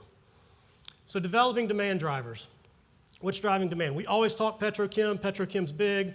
I'm not going to spend a lot of time on it, but there's $13 billion worth of projects right now in Ascension Parish alone that are mostly petrochemical related. So lots going on in petrochem. Amazon e-commerce, we'll look at that. Food and beverage, we've talked some there. Health and medical, we're not going to spend a lot of time on. We're really going to look at logistics and distribution and the idea of reshoring manufacturing, okay? This is petrochem. I'll just pop back. This shows everything along the river. Lots going on. That's an outdated map. We need an updated map, but it shows you the activity that's going on there. Another shot of Geismar. This is Amazon from last year, 3.8 million square feet, e-commerce giant. This is it completed. Frito-Lay, 150,000 square feet. This is it completed, so last year to this year. This deal just sold $28.5 million, $190 a square foot, Year one rent by Frito-Lay was $10.75 a square foot. It traded for a 5.66% cap rate. Ask any lender in this room if they'll lend you money at 5.66% today, and you got a deal, right? Like that, it traded below what market interest rates are. Reshoring of manufacturing. One of the trends that I think we're going to see is this movement of companies bringing manufacturing back to the United States. Everything that went on with COVID, China, kind of the uneasiness of what's going on with China and Taiwan, I think you're going to see reshoring of manufacturing. That was a real common theme at IAMC a couple weeks ago. Up to 350,000 jobs have already been either created or announced that will be a result of this trend, and it's going to take place in the Golden Triangle, right? So kind of Great Lakes to Texas, over to Jacksonville, Florida, back up. So we're kind of on the edge of it, and I think we can benefit from it. And as soon as I got back, well, let me talk real quick. Primarily going to be electrical vehicles, EV batteries and components, semiconductors, and microchips.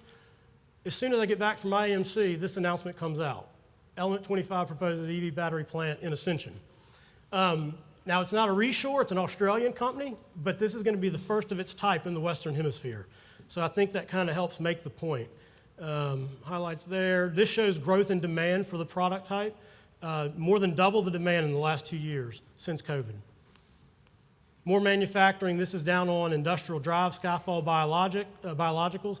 $35 million facility, insect repellent, and preservatives for storing potatoes. I'm running out of time, so this is where I want to spend some of it. A case study for Savannah, Georgia. Savannah, Georgia is half the size of the Baton Rouge MSA. It's a fifth of the size of the Baton Rouge MSA combined with the New Orleans MSA. 400,000 people, but they've got 100 million square feet of warehouse. It's incredible. They delivered 15 million square feet alone in 2022. They're below 3% vacancy. What's happening? It's the Port of Savannah. It's an economic engine for that region. It's the fourth most active port in the nation. They move 5.7 plus million TEUs, that's a container, 20-foot equivalent unit, through that port annually. For comparison, New Orleans does 433,000 in 2022. This shows kind of the port breakdown. Here's Savannah. You can see, right, all the pluses are by the southern ports, all the minuses are by the west coast ports. Seattle said it's so bad we're not going to report. So you're seeing that shift south, right? Port of Mobile has actually seen an increase in this. 563,000 TEUs they did last year. They outpaced New Orleans. So how can Baton Rouge get on the action?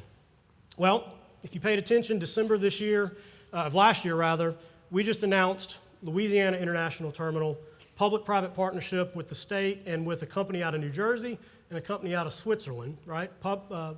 Private-public partnership. Mediterranean Shipping Company, Ports of America, they're out of New Jersey. $1.8 billion investment, $800 million coming from the state. New Orleans now can handle about 1 million containers a year. They just haven't been doing that. They're primarily an exporting port, not an importing port. One of the biggest challenges is that the location of Port of New Orleans is past the bridge, right? So ocean-going vessels with containers, depending on the river level, can't get under that bridge. A lot of uncertainty.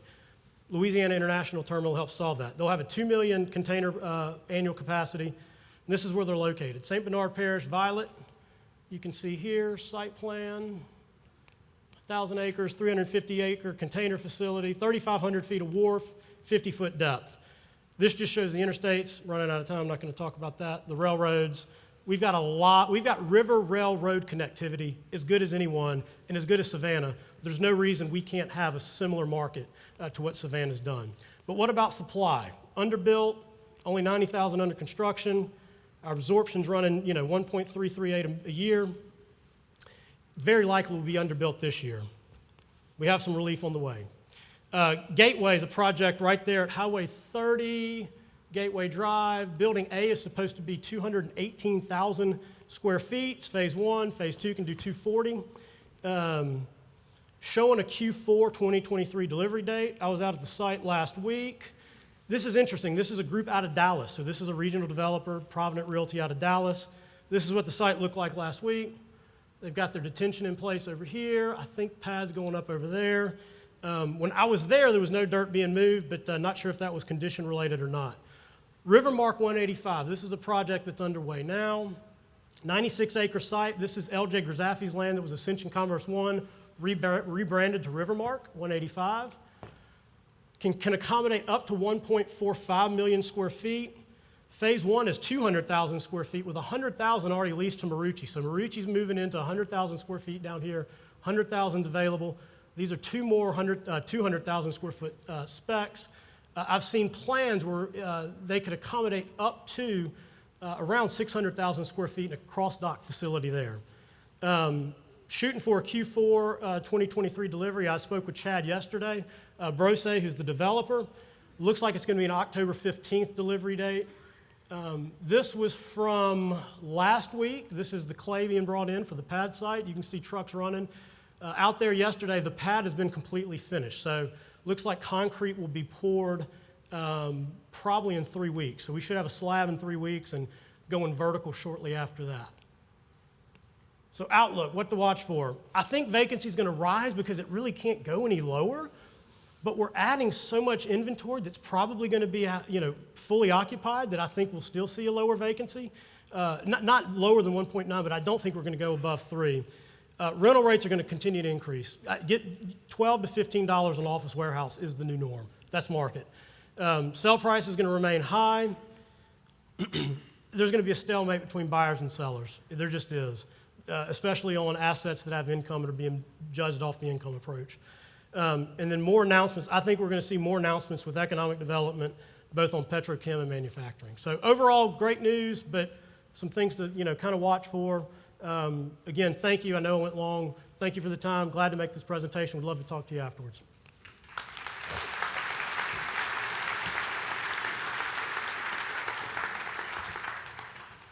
We would like to welcome Chris Town with NAI Ladder and Bloom, our keynote sponsor.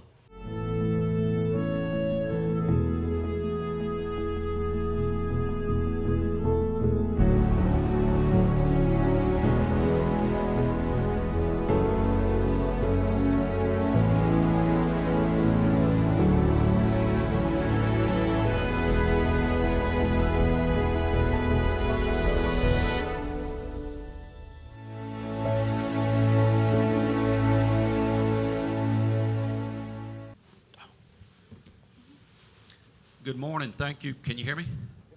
All right. Good morning. Thank you, Evan, for that introduction. I'm pleased to introduce our keynote speaker, Mr. Kevin Fagan of Moody's Investor Services. Kevin is a Senior Director and Head of CRE Economic Analysis at Moody's Analytics.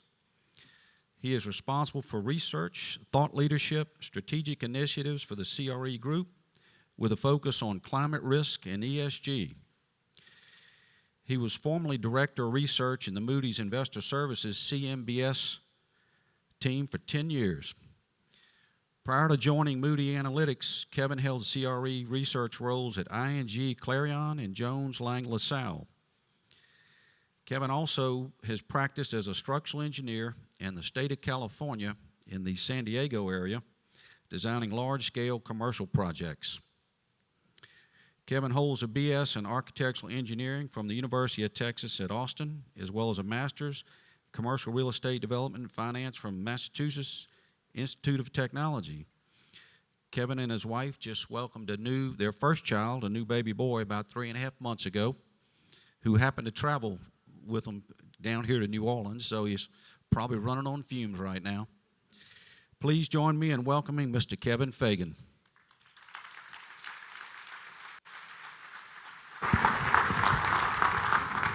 Chris.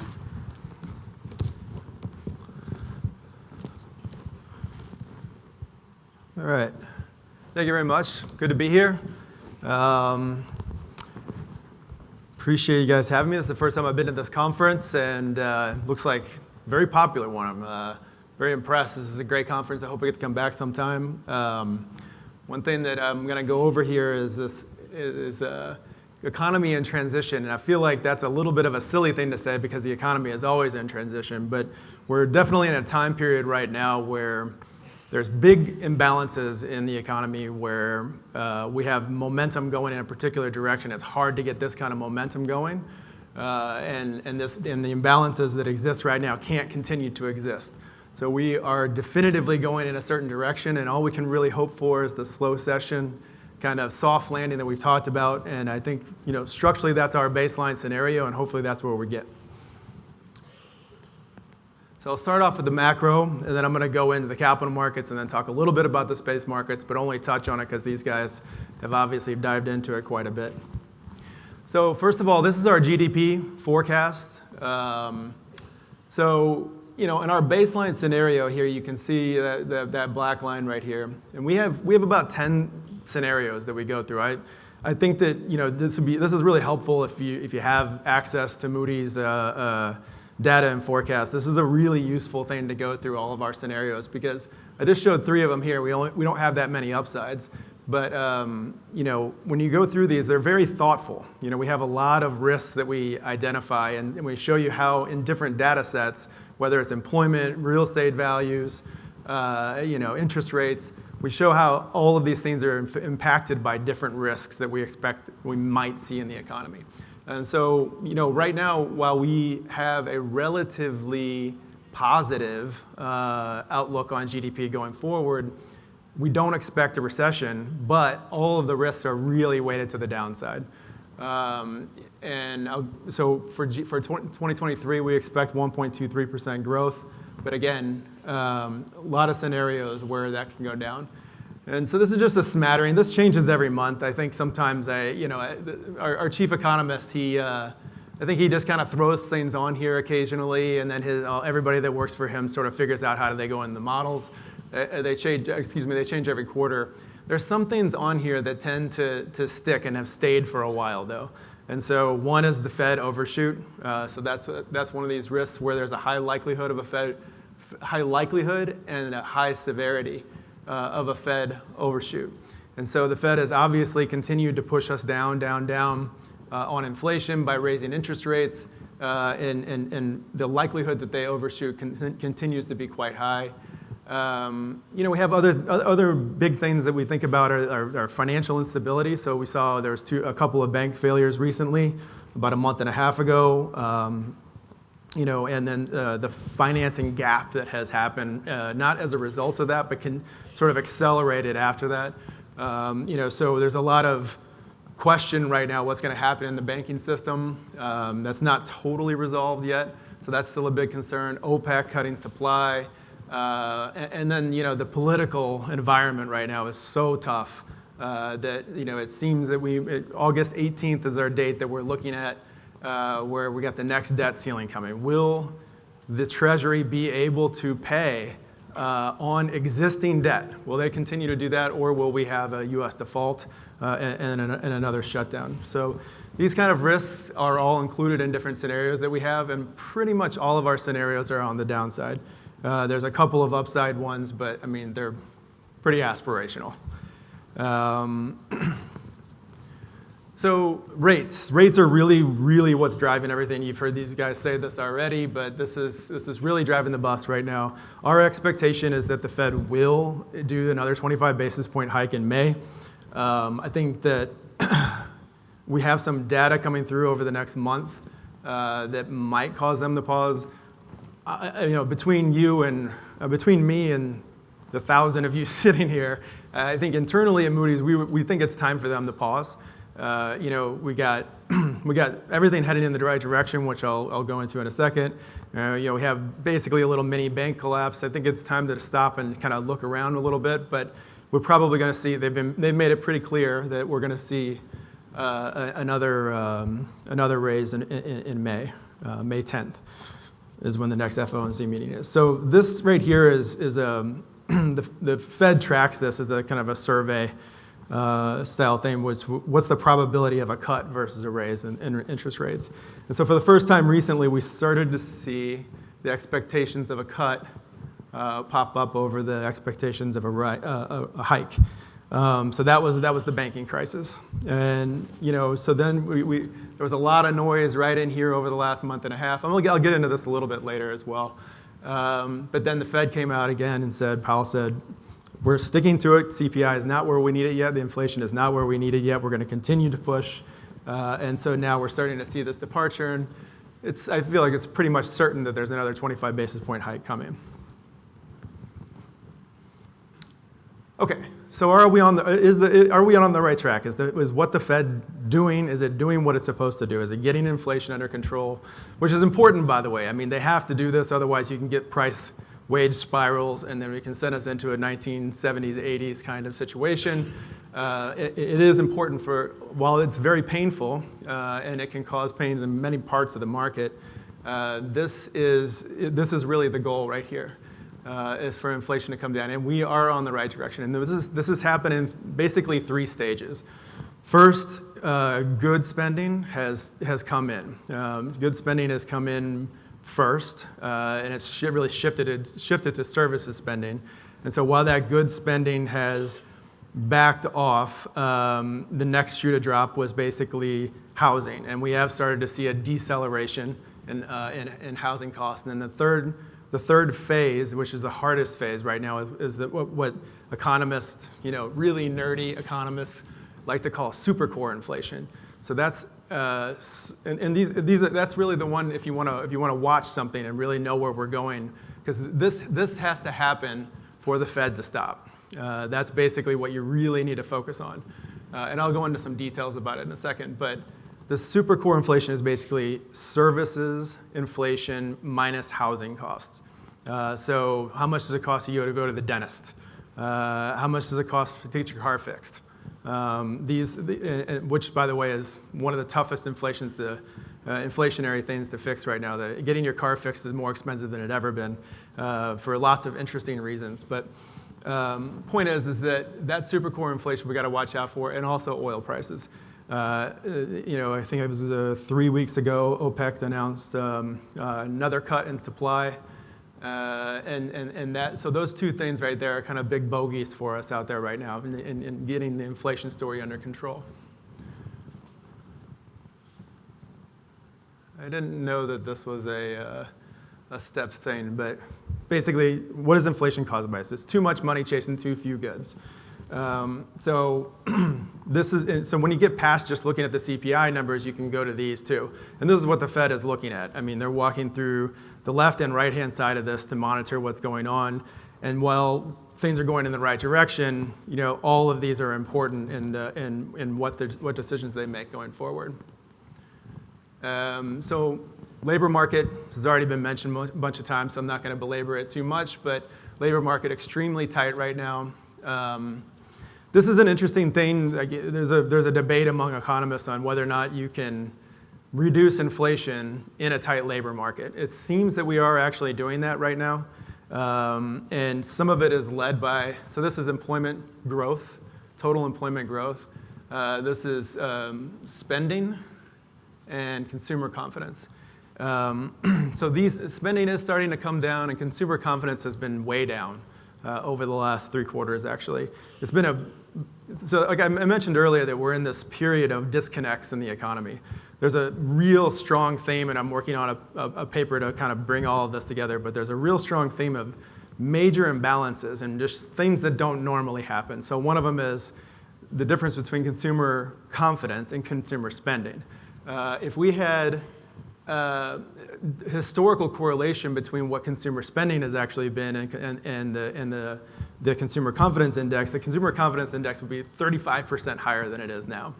And so there's a lot of reasons around that. It's partially just post-COVID, still malaise that's existing in a lot of parts of the country, worries about inflation going forward, general political unrest. But this, nevertheless, both of these are down, and which is oddly a good thing. So this is what the Fed is looking for. They're looking for these bad things to be good things for them to take the foot off the gas. So when a good thing is a good thing, so on the left-hand side we got oil prices, and the right-hand side is our supply chain stress index. This was very stressed for a very long time. Particularly, if I brought it back over here, if this went back to where COVID was, it'd be all the way up here. We are going in the right direction in this. This is a structural issue, like structural supply chain issues. One of the big, somebody mentioned Taiwan earlier. I think it was Evan, you mentioned it a minute ago.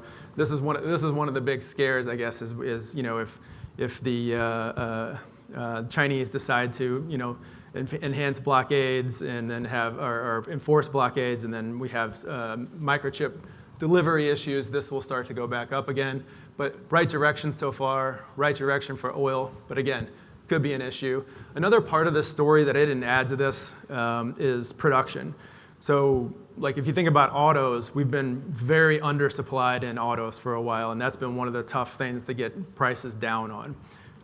But you know, some of that's completely out of the control of the U.S. You got Japan and Germany, you know, pretty far behind. The North America actually came way back in production, but we got these weird structural issues in the economy. So for instance, there's a union negotiation that's coming up in September. And you know, there's a thought that the automakers in the U.S. are holding back on production so that they can go into those negotiations with more advantage. There's also a general concern about demand in the economy. So this demand from this, you know, whenever you're seeing this kind of momentum, do you really want to build into a market like that, or do you want to really invest into a market like that? So as of this week, we've really started to see production levels start to come down. So these are big shifts. That's the overall theme here. It's big shifts, big momentum going in the economy. And it's tough because the best you can really hope for is on a positive side is all well. All well basically means that you have slower growth. You don't have the big party, as I think Craig said earlier. You don't have the party that we saw from 2021. We have more of what's somebody at Moody's is one of my colleagues is coining it as a slow session, which is more or less the same thing as a soft landing. But this is where the Fed is basically trying to get us into, you know, normalized growth. So inflation is somewhere, core inflation around 2.5%, and we're in the right. We're getting there. We're getting down. We're down below 5. So you know, it is possible that we can actually have this kind of thing without dipping into a recession. You know, but again, supercore and oil prices are an issue. The pessimistic outcome, it's not necessarily all hell. We do have a lot of structural differences now versus 2008. There's a saying that every general is always fighting the last war. In this case, I feel like that's an okay thing to do because that last war was a really tough one. You know, it was really bad for commercial real estate in a lot of different ways.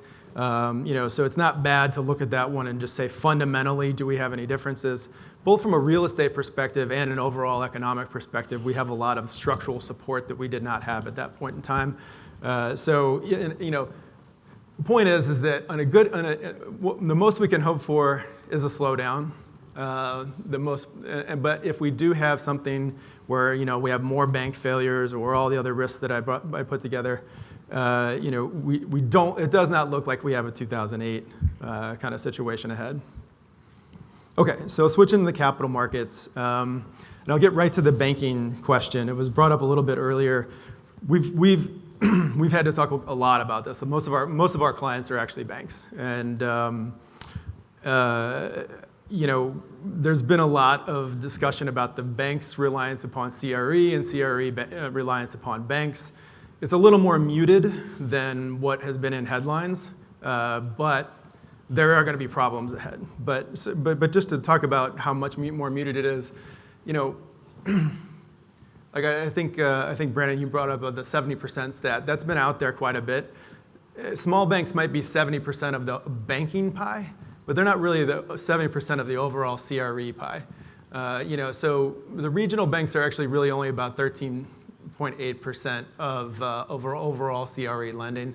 And then you got, you know, and there's 135 of them, but then you got thousands of the smaller banks. You know, community banks, between 1 to 10 billion in total assets. You know, they hold about 9.6% of CRE, and then 3.2% of these really small banks. And then a lot of the larger banks. But you know, so the banks are part of the pie, but there are a lot of other lending sources that can pick up the slack potentially. Although lending volume is definitively down. So the Mortgage Bankers Association conference this year in San Diego in February was a pretty negative outlook. Basically, and this was before SVB, Silicon Valley Bank, and the other banks that had issues. the banks were already heading in a direction of tightening lending. Basically, less depositories, pulling in of some underwriting standards. Higher cost of capital is driving the bus, both for the banks and for borrowers.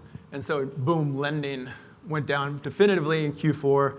Q1's not quite out yet. I tried to add that on there, but I can pretty much guarantee you, the only thing I'm more certain of is that every time I come to Louisiana, it rains. This is definitely going to be negative. And so at CMBS, for example, is that blue line there. I think it was down it was like 95% in Q4. It's down, I know that CMBS is down 92%. In Q1. So CMBS has issues because as the Fed keeps raising rates, their spreads gap out, and you can't make the loans work.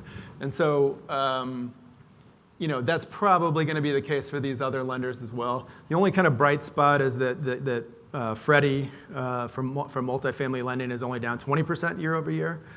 So their capacity has not been as affected. So yeah, everything really is driven by rates. So we're seeing loan interest rates on the left-hand side and cap rates on the right-hand side. For a little while there, we didn't have much reaction in interest rates as the Treasury started to go up. But then the cost of the capital for the banks started to get more. Then risk considerations started to get more. The Fed has something called CCAR stress testing requirements for the banks. So they had to start raising interest rates because of that. And so, rates are definitively going up, and even if part of that is banks, their own cost of capital, they're passing it on to borrowers. And even in this part, my point with that was, even if the Treasury is coming down right there, just taking a brief pause, at least on a quarterly average basis, you can see that the rates are still going up because banks have to pass that cost of capital on. And then property cap rates, they have started to react. Typically, cap rates really don't move with the Treasury until you get to be about 200 basis points above the Treasury, and then they start to really move. So now we're starting to finally see that. This is really interesting here. This is multifamily. And this is, I focused on CMBS on this. There's so many sources of cap rate data, and most of them are implied. They're either kind of like broker opinion of it, but here in CMBS, you really have layers of verification that the cap rate is what the cap rate is. So I kind of like to follow these to get a good sense of the market. And multifamily has been extremely tight, even as Treasury has come up and interest rates have come up. That kind of adds a lot of risk to the multifamily market from a pricing standpoint, because it's a heck of a lot different going from a 4 to a 5 from a value perspective, going from a 4 to a 5 than it is to 6 to a 7. So it is the darling asset class outside of industrial, but out of the biggest asset classes, it's the darling. But you got some real pricing issues there, potential pricing issues. But values haven't really, they're just starting to come down a little bit. Like, we've had years and years and years of just steady growth, or some really nice growth in more recent years. But finally, we're starting to see, as I said, some big momentum in other direction overall in the economy. And one of the things that will drive that is maturities. So there's $727 billion CRE maturities coming up in the rest of 2023. $400 billion of that is in banks. So this is just all the maturities by lending institution. $728 billion, excuse me. So this is going to be a very interesting thing to watch. Now, most of these maturities are coming from vintages of about 2013 to 2018. So we're not likely to, a lot of these loans are going to make it through because they've had years and years of appreciation, rent growth, potentially amortization if you didn't get yourself a nice IO loan. But pricing really, even though I mentioned here on this slide that pricing has been tight, pricing has actually been really conservative this time around relative to 2005 to 7. The spread that you have on your cap rate over Treasury has been somewhere around the 300, 350 basis point range. It's quite high historically. so the market really kind of showing some discipline there that probably will pay off in terms of the amount of defaults that we're going to see when these maturities come through. So this is LTVs on the left and DSCRs on the right.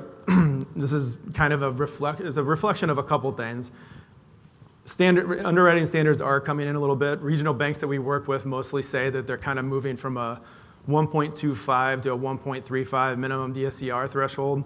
So we're starting to see coverage-constrained loans a lot more, so the LTV is coming down. I mentioned earlier that LTVs have been more conservative, or I think I did. They've been about somewhere between 5 to 10 points lower than they were pre-global financial crisis in 2008. So, and they've come down even more in recent years. So this is a bit of a capacity and liquidity issue for banks and lenders, other lenders, but it's also tightening underwriting standards having to do with rates. I think it was Evan that brought up negative leverage. When your cap rate is lower than your interest rate, that has been a huge trend. So just looking at, this is again just CMBS because of the transparency of that data. Basically half of the multifamily and industrial loans have been done with negative leverage. It's not necessarily a bad thing, but what it does in combination with all these other stories about financing gaps, limiting lending capacity, you basically and then we said this about a year ago actually is when we first started writing and prognosticating about this is really going to hit your transaction volume. It has to hit your transaction volume. You can't have this kind of thing going on and have your IRRs get to the point where your LPs are okay with it. You're just going to have a bid-ask gap that's going to, and sure enough, in Q4 we saw the brakes get slammed on a lot of multifamily and other transactions. Especially I say multifamily just because they're underwritten so tightly. You just can't have this happen and then put your exit cap, well below your current interest rate on your loan. So we saw a major deterioration in IRRs, and then boom, there's your transaction volumes. So 3 quarters in a row across property types. So this is national. Everything in here is national. I didn't go local on anything. But really big declines. This is significantly worse than COVID, actually. And the volume is still actually, the difference between this and 2008 is that 2008, the spigots pretty much just shut off. So we had very, very little. So it was a big, peak to trough decline in volume. But we still have some deals. We just heard about it. There's plenty of deals being done. It's just not as much as compared to prior year. So really, really big pullback. And this is one of the things that's causing issues for the banks. If we don't have transactions going on, they don't have the capacity to lend on new loans. So this is really, really hurting the market right now. We're going to see defaults come through this year, which could be an opportunity. So this is NCREIF. I don't know how many people are familiar with this, but this is basically just a subset of institutional grade properties where they all report quarterly of what their value and revenue is, and you can see their total returns, which is what this measures. So total returns on institutional properties. Interestingly, you kind of look at the behaviors of the downturns that we've seen. So way back here, you look at the GFC, everything went down together. Boom, just big hit. Then it kind of got steady for a little while. And then COVID happens, and there's a big differentiation between property types, of course. And then we all take the big fun roller coaster ride up, and then here we go back down. Unfortunately, I don't know what happened here, but I'm missing my last 2 quarters. It's a continuation of this, more or less. And what's kind of fascinating is in the last quarter, the only 2 positive property types for total returns in NCREIF was hotel and in retail. And so part of that has to do with everything else here is getting marked down because they're reacting to the rates. Basically, the appraisers in the NCREIF world are reacting to rates coming up where they're relatively low for IOR, industrial office, IOA, industrial office apartments. Retail and hotel already kind of had some of that cap rate baked in. that cap rate rise baked in. So I guess the message here is hotels are great. Although if all those things happen where the economy slows down, hotel obviously is the most pro-cyclical asset class, meaning as goes the economy, so goes hotel. So we could see corrections there. Delinquencies, I think somebody already had this up, but even though they've come up for office, I think we're measuring it in different ways than CMBS, Brennan, but relatively minor increase. We actually saw hotel office delinquencies be, sorry I said hotel, I meant to say office, but we saw office hotels much higher pre-COVID. They were still kind of working out and coming down off of the GFC. But definitely, for sure, ticking up. That's pretty much where we're seeing the pain right now is office. It's just the beginning. You can see it happening in slow motion. Special servicing is going up. We're starting to see forbearance and some workouts in offices. And then, one place that we're really watching that is the maturities. And it's really good to watch it in CMBS because there's so much transparency of that data. So what you're looking at here is just about 9.3 billion of office loans that are maturing in the rest of 2003. Basically, without going into every box on here, the point is that 60% of those are at risk. We're already starting to see it in the beginning of 2023.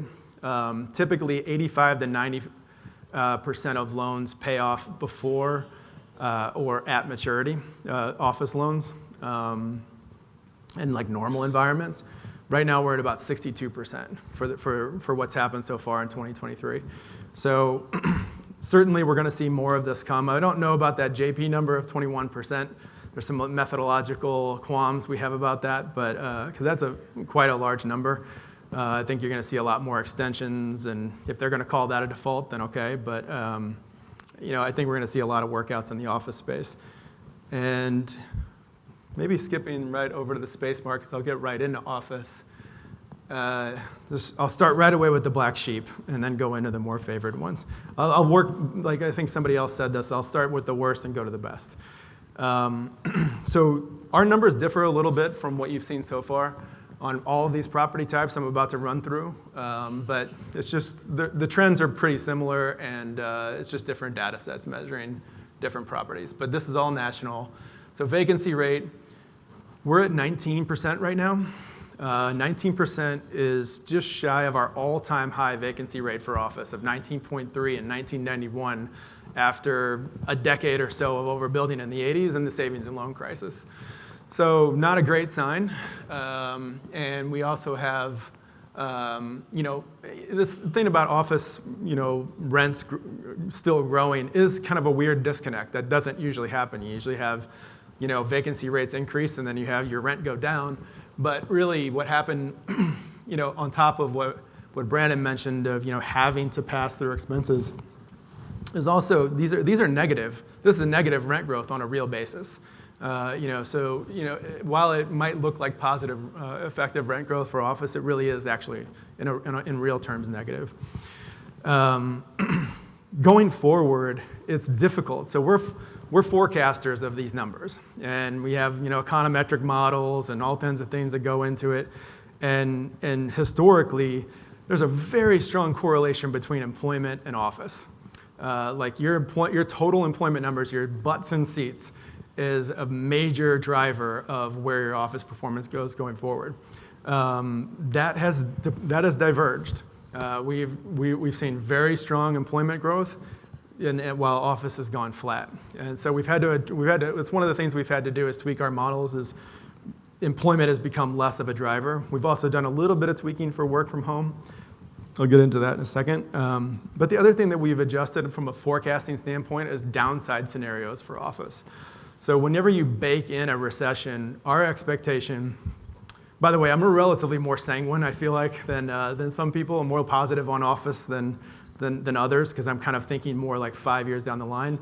And that's what our forecasts do. They're not, unfortunately, on this one, but we have office basically seeing that peak 19.3 and exceeding it over the next year and a half.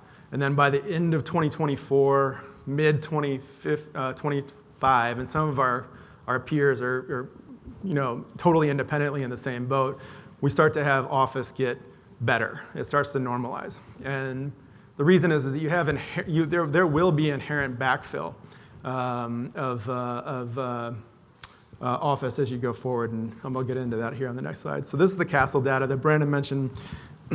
We look at other things besides just the Kastle data. Kastle only follows like 15 cities, and basically they're the card swipes. And what this 50.4% number means is where they were relative to 2019 in terms of activity in the office.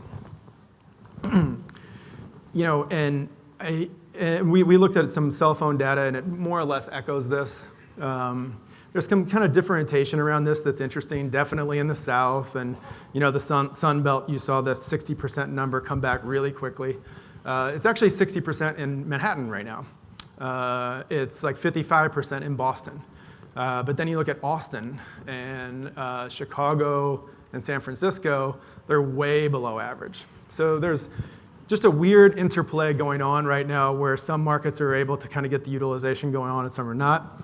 But the real key here is for understanding what utilization means is how much of that, let's just say that this goes to 60% and stays there forever. I think that's most likely. All the surveys indicate that people are basically permanently able to go home or work from home or somewhere remotely for 2 days a week. So that's 40% less office utilization on a permanent basis going forward. Does that mean 40% vacancy? I don't think anybody seriously thinks that. There's some kind of efficiency factor, your ability to capture that 40%, excuse me. And the reality is most companies don't want to capture that 40%. The cost of your real estate as a tenant is actually relatively small compared to your overall revenue of the company. On average, professional services is about 4%. So if you're shaving off, by the way, most people are kind of estimating 10 to 15% less office demand for any given tenant. There's a big range around that depending on what kind of tenant you are. But what you're saving if you're shaving off 15, 20% of your office uses is basis points of your net revenue. So you have to do it not just to save those basis points. You have to do it because that's what's best for your employment base, because your employees are by far the most expensive thing that your operating expenses, your employees. So you have to make sure you're doing the right thing for them. You don't want to just say, yeah, fight for space whenever you come in. You have to actually provide them a space. This is the average kind of tenant. So we see this normalizing basically at 60%, and then the office demand being about 10 to 15% less. But if you think back to the 1990s, about half the tenant demand for office space was somewhere around 250 square feet per employee. There's debates on what that number is. But what really kind of isn't debated that much is how much that got just cut in the 90s as open floor plans.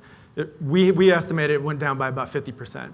So 50% less demand per employee over the 90s as they started to reuse office in a different way. If I told you that we would actually have 50% less office usage going forward, you'd think there'd be a crash, rightfully so, but that's not what happened in the 90s. You had a backfill of that space from office using employment as we shifted from a manufacturing economy. So in the long run, that's why we don't think, and even the bankers, by the way, who are the most pessimistic about office, they don't want to deal with the uncertainty. It's just, it's not worth it, and they're not really sure which way it's going to go. Let's just pull back on lending on it and see how it goes. All the bankers that I've talked to don't think this is a functional obsolescence issue for the sector. They think it's a repricing issue. And the number that I've heard thrown out the most is about 25% repricing. They'll start to feel comfortable lending again. So just a reference point there. Some tenants pulling back more than others. The US government has been doing it way before COVID, moving to telework. I think Obama signed a telework bill in 2016. There was one well before that. They've been experimenting with full remote for a long time. It's a non-competitive kind of space. You don't really need collaboration. You just kind of need people doing their job, and if they're home, that's fine. So we have been seeing GSA leases pulling back quite a bit. Insurance companies have pulled back a lot, especially for their more call center kind of spaces. like kind of early COVID, pretty famously, National Insurance closed 6 of their locations and kept their headquarters in New York. So this is a mixed bag. And this is kind of why bankers don't like this, is like, how do you underwrite, what a quality tenant is? You're not really sure right now. So we're going to go through this period of discovery. This is kind of messy, but what's trying to be communicated here is that here's commute time on the y-axis, and then vacancy rate improvement on the y-axis, so x-axis, y-axis. So basically, you can see that we're looking at a lot of different indicators of where things are going to go, and this just kind of shows the shorter your commute time, the better your vacancy is improved. So there's some kind of outliers in this, like Austin is, vacancy went up quite a bit, even though it has a pretty short commute time, relatively short commute time. That has a lot to do with supply too. So we're not controlling for a bunch of variables here, but even without controlling for anything, you can kind of see there's a relationship between commute time and vacancy. And I think that's going to end up flowing into a lot of models for, if you're looking even at a given office, like what's the commute time of the people that work there around it? That's probably going to enter into the conversation in the future. Multifamily, our data looks a little bit different than what Craig showed for national. Q1, we did see our first vacancy rate increase and our first effective rent decrease. And we're starting, and that's happening for a number of different reasons. But primarily, supply is starting to finally happen a little bit, although that could easily stop with an economic downturn or pulling back in construction lending. And we're seeing some affordability issues. And then back to the capital market side, there's some issues with asset pricing on multifamily, although lending is a little easier on multifamily, so that might be a little muted. Completions, so not dissimilar to what Craig showed. We see a lot coming in the rest of 2023. What really happened here was a lot of 2022 projects got pushed over to 2023. We started to see some longer delivery times or projects being put on hold for labor and material costs, general uncertainty and financing costs. But the pipeline here, just kind of on average, between 2022 and 23 is actually pretty average historically. So not a ton of pressure here, but this is just one of the things that's kind of made the absorption rates not be quite as good as they have been. Affordability just continues to be a real issue. So we hit on a national level, and there's a big dispersion around this by market. At a national level, we saw that 30% rent to income ratio is kind of one of the little magic numbers of affordability. This is kind of like what's going on in the auto industry. The rates going up has translated into, households. Like I saw an interesting stat that about a fifth of new car loans are $1,000 a month or more now. And that's pretty hefty for an American household. And the subprime lending market in autos is 10% lower than it was before, just for affordability issues. So this is one of the things that's starting to bleed into multifamily a little bit. And a lot of the new supply, by the way, that you're getting here, not a lot of it, almost all of it is generally Class A. I mean, there's certainly some, there's a proliferation of affordable housing policies coming up around the country to encourage new development of that. But so far, we're seeing very, very tight vacancy rates in Class B and C and in LIHTC. So, until we get more supply on that to fill that void, we expect we're gonna see a little bit of softness in the top line. Just a kind of a little bit of a non sequitur here, although I'm glad these guys brought it up because it makes me feel a little less weird for bringing it up. But insurance costs are really a problem. So we're tracking this. We're tracking this now. We acquired a company called RMS. If you have to get a named windstorm, a hurricane policy, they run a model for it to see how they're going to. And your insurance broker runs a model. Typically, it'll be done by RMS. It's like probabilistic modeling of earthquakes, hurricanes, wildfires, et cetera. We brought them in-house and been working with them quite a bit now. And maybe don't pay attention to this beginning part because there's actually just data issues there. Generally, your average increase of insurance is just like what you underwrite. It's somewhere between 2 to 3%. That's your expense inflation for that line item. But the last 5 years, starting in 2017 was a really bad year for insurers, and they were like, okay, we need to protect our profits. We just lost a whole bunch from wildfires and hurricanes in 16 and 17, and that started to go up. And there's a real expectation that this blue line, which is the count of billion-dollar-plus natural disasters in the US, that this continues to go this direction. So been doing a lot of work with insurers and on the climate side of things, and this probably is going to continue to go this way. And this is a major thing. And it's also, by the way, so 8.5% on average versus your typical 2 to 3% that you might underwrite, 8.5% annual on the last 5 years on average. And there's a huge dispersion around this, particularly for high-loss markets like in Louisiana. You see 15, 20, 25% annual increases in your insurance. Insurance availability is a big issue. I'm assuming some of you probably know that's a problem for Louisiana right now. There isn't really a named windstorm insurance provider here now. You have to go to Citizens. And Citizens has in their mandate that you must pay a premium over what they think market is. So, sometimes you're seeing insurance get to be the highest line item on your P&L now. So real problem, and I've heard anecdotally that this is causing a lot of deals to get put on hold, so something to pay attention to. So I'll finish up with retail and industrial. I guess I didn't go in order of best to worst because retail would have been probably before multifamily, but retail has been really kind of steady. What you're looking at here is for neighborhood community shopping centers. We've had flat vacancy rates from what we monitor for 4 quarters now. Effective rent growth, really kind of minor, but still steady as it goes. The retail space has just been a story of evolution. I don't hear anybody talking about the retail apocalypse anymore. It's just not a hot topic of conversation like it was for the last 10 years. I think we're kind of past that repetitive conversation about what retail is going to survive. Is it going away forever? I mean, it's been 15, 20 years of that conversation. I think we're definitively past it now, where we're settling in some kind of new state of things. And, even in the mall space, I had done this. This is part of our rating methodology at Moody's on malls.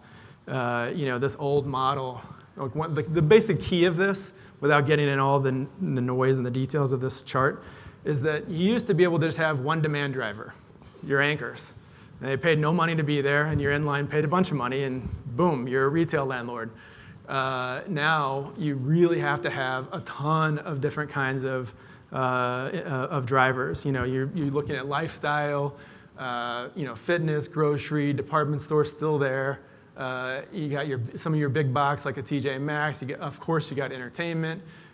Medical office is showing up in a lot of these, and then having mixed use around it. We wrote a paper about this. We actually are seeing logistics bleed into malls where possible, where zoning allows it. Malls are generally located towards a big part of the population and like the wealthy part of the population, so this is good for logistics. But bottom line is just complete reinvention of mall-like properties. And finally, I'll end on industrial. There's just really nothing bad to say about it. I mean, we don't show it continuing. We actually show the effective rent growth coming down a little bit. I don't have Q1 on here, but we do have it stepping down a little bit further than what we're showing in Q4. And vacancy rate came up just a tiny little bit, but basically flat for us. We don't really see the supply meeting demand anytime soon for industrial. There's the industrial developers that we work with have more or less complained about the ability to find sites that work well for them, and the main driver has shifted from distance to consumer to distance to labor. So they need to be in areas where they can find warehouse distribution labor So like think a built-to-suit tenant that comes in from Asia and they want to be, in a given market, yes, but they need to basically hire up to run that distribution facility, and that's the main thing that they're looking for now, and it's not easy to get that done. You're also having communities push back. They don't want trucks in their neighborhoods, but finding those locations where you're close to labor has been really difficult. So that lack of supply, the high demand, I think until we get drones actually delivering all of our goods for us and you don't need distribution centers, this is probably going to continue to be a really good story, and I'll end it on that high note. Thank you very much.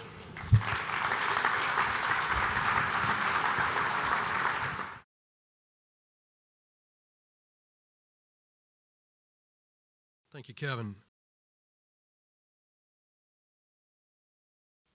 Yep, I'd like to take this opportunity to thank the break sponsor, Lee & Associates. Lee & Associates, the largest broker-owned firm in North America with over 75 offices and 1,500 professionals, has expanded into the South Louisiana market. Our brokers have years of professional experience and deliver world-class service using the latest technology and resources. Lee & Associates is proud to be the exclusive leasing broker for Rivermark 185, a 96-acre industrial and logistics park offering up to 1.45 million square feet of warehouse and distribution space. Lee & Associates, new to the market, known to the nation. Our residential platinum sponsor, the Lakes at Harveston, would like to welcome your residential trend speaker, Tom Cook, MAI with Cook Moore, Davenport & Associates. The Lakes at Harveston, where residents enjoy miles of walking, jogging, and biking trails along beautiful natural scenery. Exercise in the fully equipped fitness center and new pickleball court. Lounge beside designer pools or enjoy the arbor and cozy fire pit. Relax in the inviting cabana overlooking the 60-acre Harveston Lake. And entertain family and friends in the designer furnished clubhouse. Tour the fully appointed model homes to see why the Lakes at Harveston attracts keen interest from discerning home buyers. I'm Tom Cook with Cook Moore, Davenport & Associates. I'm gonna be honest with y'all, I do not appraise single-family residential houses. We do almost strictly commercial work, but I follow the trends in residential. We know we do subdivision analysis, consulting, we do a lot of residential consulting, but we just don't do single-family houses. But I do know about the residential market, and in 2021, my wife, we own a lot next door to my 6 grandchildren, and my wife said in 2021, we're gonna build a house. I said, baby, I'm an appraiser, I know better, it's not time to build a house. Construction costs are up, labor costs are up, appliances are up, it's ridiculous to build a house. I'm an appraiser, everybody will make fun of me if we start building a house in this market. So yesterday, I think they were delivering the sheetrock to start. I want to thank my committee. Bobby Beeman with my office helped a good deal. Rich Rochelle and Scott Barwell of Barwell Homes. Scott is also the director of the board, I think, of the Home Builders Association. The Home Builders Association has done a great job helping us through this. I appreciate it. So this is what I want to do today. I want to let y'all know, look at what happened in 2022. I want to review my projections I made for 22 and compare that. Then I want to give y'all some projections for 2023, and then we'll go through some review new development that's planned. Now, I'm not going to do every subdivision that's planned. We got a lot of them in the book. You can look through that. But I'm going to try and do the things that maybe isn't quite out of the ground yet, so it's a new information for you. Here's a review of 2022. This is what happened last year. Dollar volume fell by about 9.5% after being up 21% the year before. Median home prices rose by 6.69%, not much. You know, Kevin Wynn's son Kenny told me you should relate that to something people can relate to. So if you had a $5 hamburger and it went up 6.69%, it's a $5.35 hamburger, okay? He told me to do that. I didn't think it was anything. Month supply rose by 31%. So month supply in 2022 was 2.1 months, and month supply in 2021 is 1.6 months. So month supply went up. So here's what it looks like these are great numbers. I know y'all love this, to look at numbers, but it fell in every category. Dollar volume fell in just about every category, and you could freak out if you just looked at these numbers, go, oh my gosh, it's down 9%, 17%, 29%. Ah, we're going crazy. We're not. Look at this. If you look at where we are in 2022, we're still way above 15 through 20. So yes, it's down, but the reason it's down is we had such a banner year the year before. It's nothing to get excited about. It's nothing to worry about. It's something to take note of and be careful, but it's not just crazy. So don't go nuts. This is new homes sale. Now, new home volume was actually up 4%. I talked to a builder. A lot of sales took place in new homes at the end of the year last year. I think the builders saw what was coming. Interest rates were rising, made them a little nervous. So they started to sell. Somebody said, retch and rally. Get rid of it and rally. I'm going to get calls. Dollar volume increase. This is the entire MLS area. And new home sales, that's it graphically. Here's what's going on. Median home prices, like I said, went up 6.69%. Went up in every category. Even though dollar volume slowed, the median prices went up in just about every category. Here's what that looks graphically. Steady increase. Same thing for new homes. Here's month supply. Now the same thing. If you just look at the change in month supply, oh my gosh, 31%, 52%, 76% increase in new homes supply. But look, it went from 2.5 to 4.4. It was at 4.1 in 2020. These numbers are still pretty much below where they were in 2020. The difference is if you just look at 1 year, it makes it distorts it. So you've got to look at it and look at it. Here it is graphically. See, this is month supply here. We're still below those years. It's just that it's above 2021 again. So not anything to really worry about. Same thing with new homes. That was all homes. This is new homes. Price ranges. Here's the median days on market. This blows my mind. When I was selling real estate in the 80s, it take 2 or 3 months to sell a house. Now it's 5 days, 6 days, 0 days. And yeah, month supply, the median days on market are decreasing while the inventory is increasing. So that's a little anathema there, but it still doesn't take long to sell a house. Here's what it looks like graphically for all homes. Here's what it looks like graphically for new homes. Okay, here's the permits. Now, once again, see the permit data, it fell 2022 by almost 21%. Permits pulled fell almost 21% over 2021. Yeah, you could get nervous about that, but look at the total number. 35 versus 37, 35, 35, 35, 34, 34. So still pulling good permits. It's still a pretty viable market. That's everything in the SMA. This is East Baton Rouge Parish. Yeah, it's down 17.5% from 2021, but you know, it's still 1,195 houses pulled. It's still better than 19 through 15. Not bad. This is Ascension. You know why I only have 3 months in Ascension? Because I didn't research before that. So it did fall 18% last year, but still 862 permits pulled in Ascension Parish. This is for single family, obviously. And the same thing in Livingston. It fell by 30%, but it's still 856 versus 993 in 2020. Not a big drop, not anything to really get nervous about. That is, can I go back? Maybe not. Okay, these are home sales that have taken place. Not home sales, these are land sales that have taken place for new development. Dadgummit. There it is. Okay, so you can see that these are, dadgummit. I'm old. This is technology, you know. I got a fax earlier. I got to go home and get it. This is Magnolia. These are the sales that have taken place, and you can look.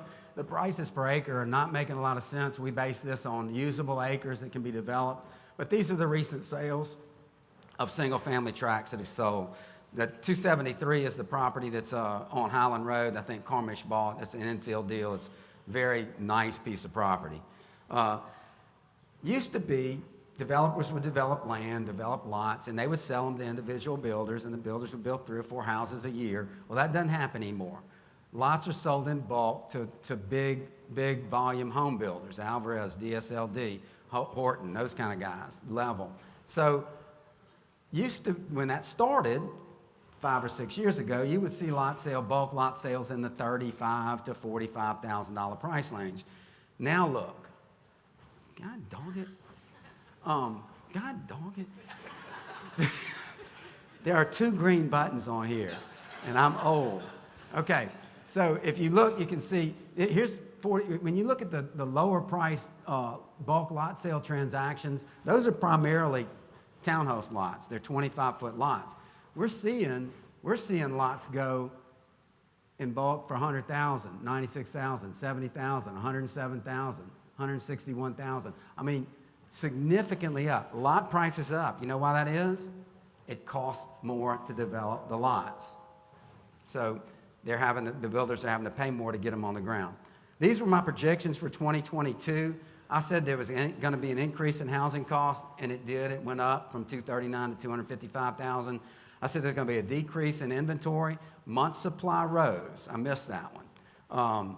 I said there was going to be more townhouse construction. In just a minute, I'm going to show you a slide that says townhouse construction in East Baton Rouge Parish went up 195%. Because you can build townhouses cheaper, you can hit that sweet spot in the market. Interest rates, increasing interest rates, and that was up slightly. We'll talk about that in a minute. And then the decrease in dollar volume, and we did drop from 2022. We could not keep that 2021 market going. It was just too hot. It was just too fast. So we couldn't. Market conditions, I said, we're going to cool off, and they have. So this is why they've cooled off. Last year I showed you this. I said, what if interest rates go to 6%? Well, we know they're over 6% now, but I said, what if they did last year? The current payment on a $300,000 mortgage at 3% interest for 30 years was about $1,265. That payment at 6% interest on a 30-year mortgage is about $1,800. That means Brian, that's $535 different per month. You get that? Okay. Borrowers have to make about $1,500 more a month to qualify for that. So, income necessary to qualify for that $300,000 mortgage at 3% is about $45K a year. Income necessary to qualify for a $300,000 mortgage at 6% interest is about $62,000 a year. So you're pulling people out of the market. When I looked at our median family incomes, and so the number of people making between 42 and 150, that's about who'd be purchasing those houses. There's about 135,000 people. Total households making 62 to 150,000 that could qualify for the 6% mortgage is about 100,000. So Brian, that means you're going to lose about 35,000, okay? Loss of potential buyers, and that's about 25%. So that's why it slowed down. This is I'm just showing you the interest rates and what's happened. You can see in 11-20, the interest rate was around 11-20-20, the interest rate was about 3%. I forget what happened in November of 2020, but the rate started climbing after that. Y'all remember what happened in November 2020? Okay, anyway, so now it's around 6.39%. Now people, I think, are getting used to that rate because we're going to look at what's going on the first 3 months of this year, and it looks like it's getting a little better. So I wanted to look at homes for sale. That was all data from 2022, ended December 31st, 2021 to December 31st, 2022. That's all that data. Now we're going to look at what happened the first 3 or 4 months of this year from what MLS had reported for March.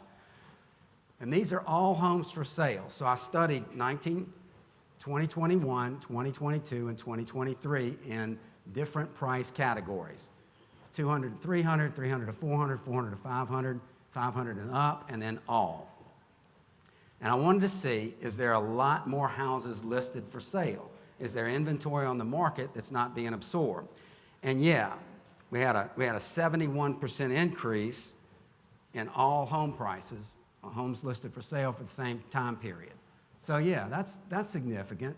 But you look at here to here, that's not that big a change from 21 to 2023. So we had little inventory in 2022. We're increasing inventory. This is all homes, everything listed for sale, and you can see in this 500 and more range, it's up 84%.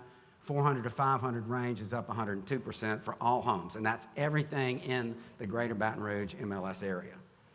This is new houses, same situation. We had an increase of about 84%, 137% increase in houses listed for sale, available for sale in the same time period the year before.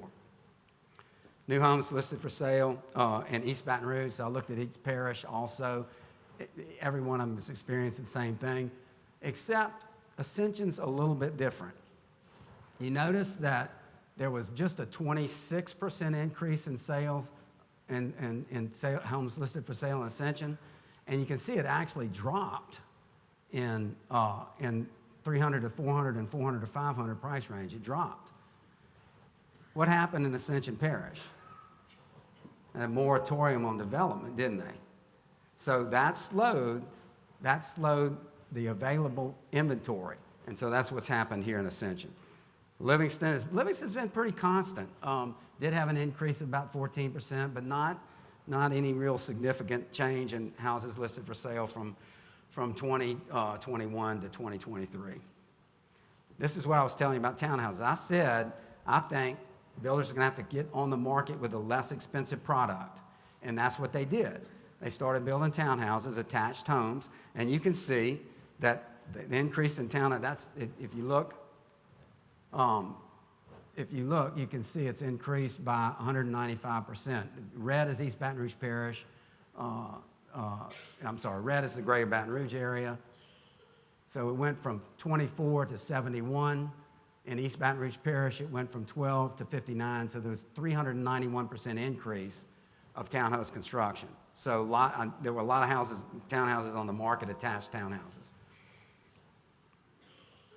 Homes for sale, I did this by city to see if there was any difference in the city, and truthfully, it just is the same trend for Zachary, Central, and Denham, and Baton Rouge. Not any big difference. March home for sales and REOs. So REOs and short sales are what I would think are distressed properties. Is there an increase in distressed properties that have been repossessed, owned by the bank, real estate owned, and then short sales, something, got to get rid of it. So you can mark that when you list the houses. And so I said, is there a dramatic increase? And man, if you look at this, you go, look at this, 15 to 45, that's a 200% increase. Or 9 to 20, that's a 122% increase in distressed sales. Now, if you want to make a headline in the news, you can say, real estate owned distressed sales were up 200% in East Baton Rouge Parish over the last year. But that's 45 houses. Anybody have any idea how many houses we sold last year in the greater Baton Rouge market? It's about 12,000. So 45 are distressed? Let's look at it, let's watch it, but let's not get out of our minds crazy about it. Homes for sale, I just looked at, I'm not picking on anybody's subdivision, so I don't want to get calls from developers that have sponsored and paid money for ads. I just want to talk about, I just took a couple of sample subdivisions of well-known places, Ruzon, Harveston, Matera, and University Club Plantation. Was there a dramatic increase in the last 3 years over their homes listed? And you can see there that, Ruzon went from 11 to 22. They have product on the market available for sale. Same thing with Matera is what I'm trying to say. An increase, they have properties available. They've got houses available for sale in there where they didn't before. I think it's a smart move to put product on the market still, because I believe the market is still underbuilt. And I believe that because this guy right here is real smart. He's smart because he's got that, see that PhD? That means he's smart. So, but this is a quote that was given to me. For well-organized and well-managed home building companies. This decade is going to be the greatest home building opportunity since 1970s. So, and the reason for that is this. There have been fewer homes built in the 2010s than the last 5 or 6 decades. So you can look, almost double. Previous decades almost double. So about half of what was being built, and that's nationwide. I know it's a big trend, but that half of what was being built was built in the 2010. There's still a shortage of housing. So I'm seeing Carlos smile over there. That's good. So same thing. If you look at single-family starts per million people per decade, it looks like about half. So there's still a need for houses to be constructed. I didn't know where to put this slide, so I just put it here. This is lumber prices per 1,000 board feet. In May of 2022, it reached a high price of almost $1,700 per board feet. That's when we were paying $70 for a sheet of 4x8 plywood. It's ridiculous prices. Now that's dropped to $382 per 1,000 board feet. So lumber prices are down, but the price of the product it produced hasn't fallen as dramatically as this. We're still paying more than we should. It's like I drive a diesel truck.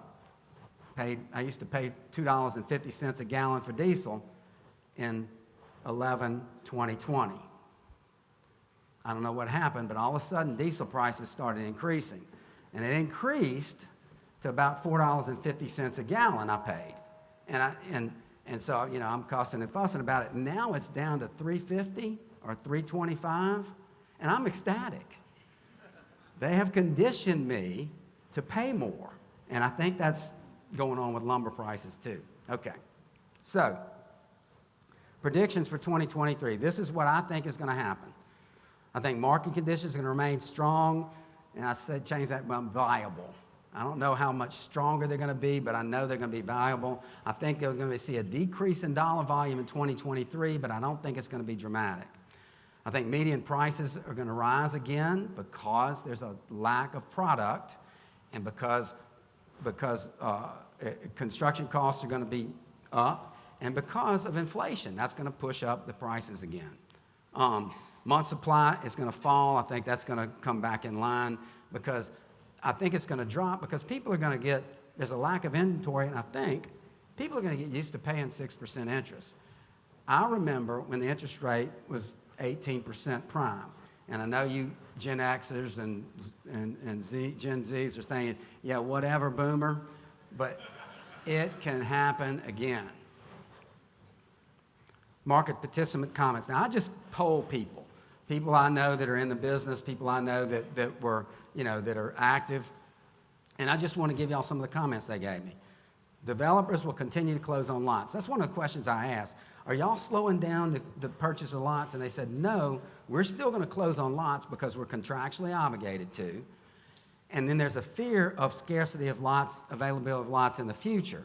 But the builders, the volume builders are taking lots down more slowly. I'm not taking down 35 or 40 lots at a time. I'm taking down 15 or 20 at a time. Race to the bottom, retch and rally. I had a coach that I stepped off the track one time after running and was sick, and he said, son, you got to puke and rally. And that's what's going to happen. They're going to get rid of this inventory, and they're going to move on. Land prices are going to fall. Land prices are going to rise. There's no land. I heard that from people. They're going to fall, they're going to rise, there's no land to buy. I think we're real confused about land prices. Bankers need the help, and interim interest has doubled, when you're paying 4%, now you're paying 8%. Bankers need to think of creative ways to help the builders out. That's a comment I heard. November, December were really bad months, but February, March was better. More and more incentives on value engineering. So you got to keep the house price where people can afford it. So you're going to have to do some things. You're going to have to give incentives to get people to buy. I mean, I've heard, rumors of you can have a free pool if you buy the house, that kind of thing. But what I think is going to happen is the stuff that was standard, like if you had beams, wood beams. That was standard. That's no longer going to be standard. That's an add-on. Yeah, the house is still $350,000, but if you want the beams, it's $375,000. That's more, Brian. Okay. I don't go to Trends. It's for commercial agents. I'm glad that my residential presentations have had such an impact on people. Home prices will fall by 8 to 10%. That's not what I think. That's what people have told me. According to Redfin, now this is true. I checked this. According to Redfin News, we had the greatest decrease in pending sales in the nation. Our pending sales, they studied it year to year, pending sales dropped by 62%, and we had the biggest decrease. That's an interesting point. I talked to somebody who develops properties throughout the Southeast, not just Louisiana, Mississippi, Alabama, Panhandle of Texas. They looked at 25 deals. None of them worked. They didn't work because the land price was too high. They didn't work because once they bought the land, built the infrastructure, and paid the fees, they had priced it out. The builders can only pay so much, and they priced themselves out. It wouldn't work. Another thing I heard was the municipal, because there's been so much money pumped into the economy for infrastructure from the government, the guys that were building roads for subdivisions are building roads for the government. The concrete that was going to build roads for the subdivisions is going to build roads for interstates. So there's a competition there. Lot prices have hit a ceiling. The builders can only pay so much. We're shifting to rentals and townhouses and multifamily. So I'm going to slow down the residential because I just can't make it work. We're going to do townhouses and multifamily. Moratoriums have had an impact. I showed you that with Ascension Parish. The slowing down has had an impact on the sales and volume, and the regulations now are the moratorium. It's a de facto moratorium. They may have lifted the moratorium, but it's so difficult. Stormwater requirements, sewer requirements, traffic impact fees, all the things that go along with developing lots and getting that done make it very, very difficult to put lots on the ground. And Tom Cook does the best presentations. That's true. I checked that also. Okay, let's talk about new development. This is one that I really think is interesting. This is Wood Hill. This is my friend Kevin Wynn. He's doing this on Hoosiatu Road, right at South Tiger Bend Road. He bought a tract there. He closed on it in 4 is April. Closed on it in April this month, about $36,000 a year. He thinks it's going to take him 24 months to get the lots on the ground. I said, well, who are you selling the lots to? Don't know. I said, you're building this without a contract in hand? He goes, yes. I said, really? He said, Tom, it's going to take 24 months to get it on the ground. It's going to take 24 months to get it ready.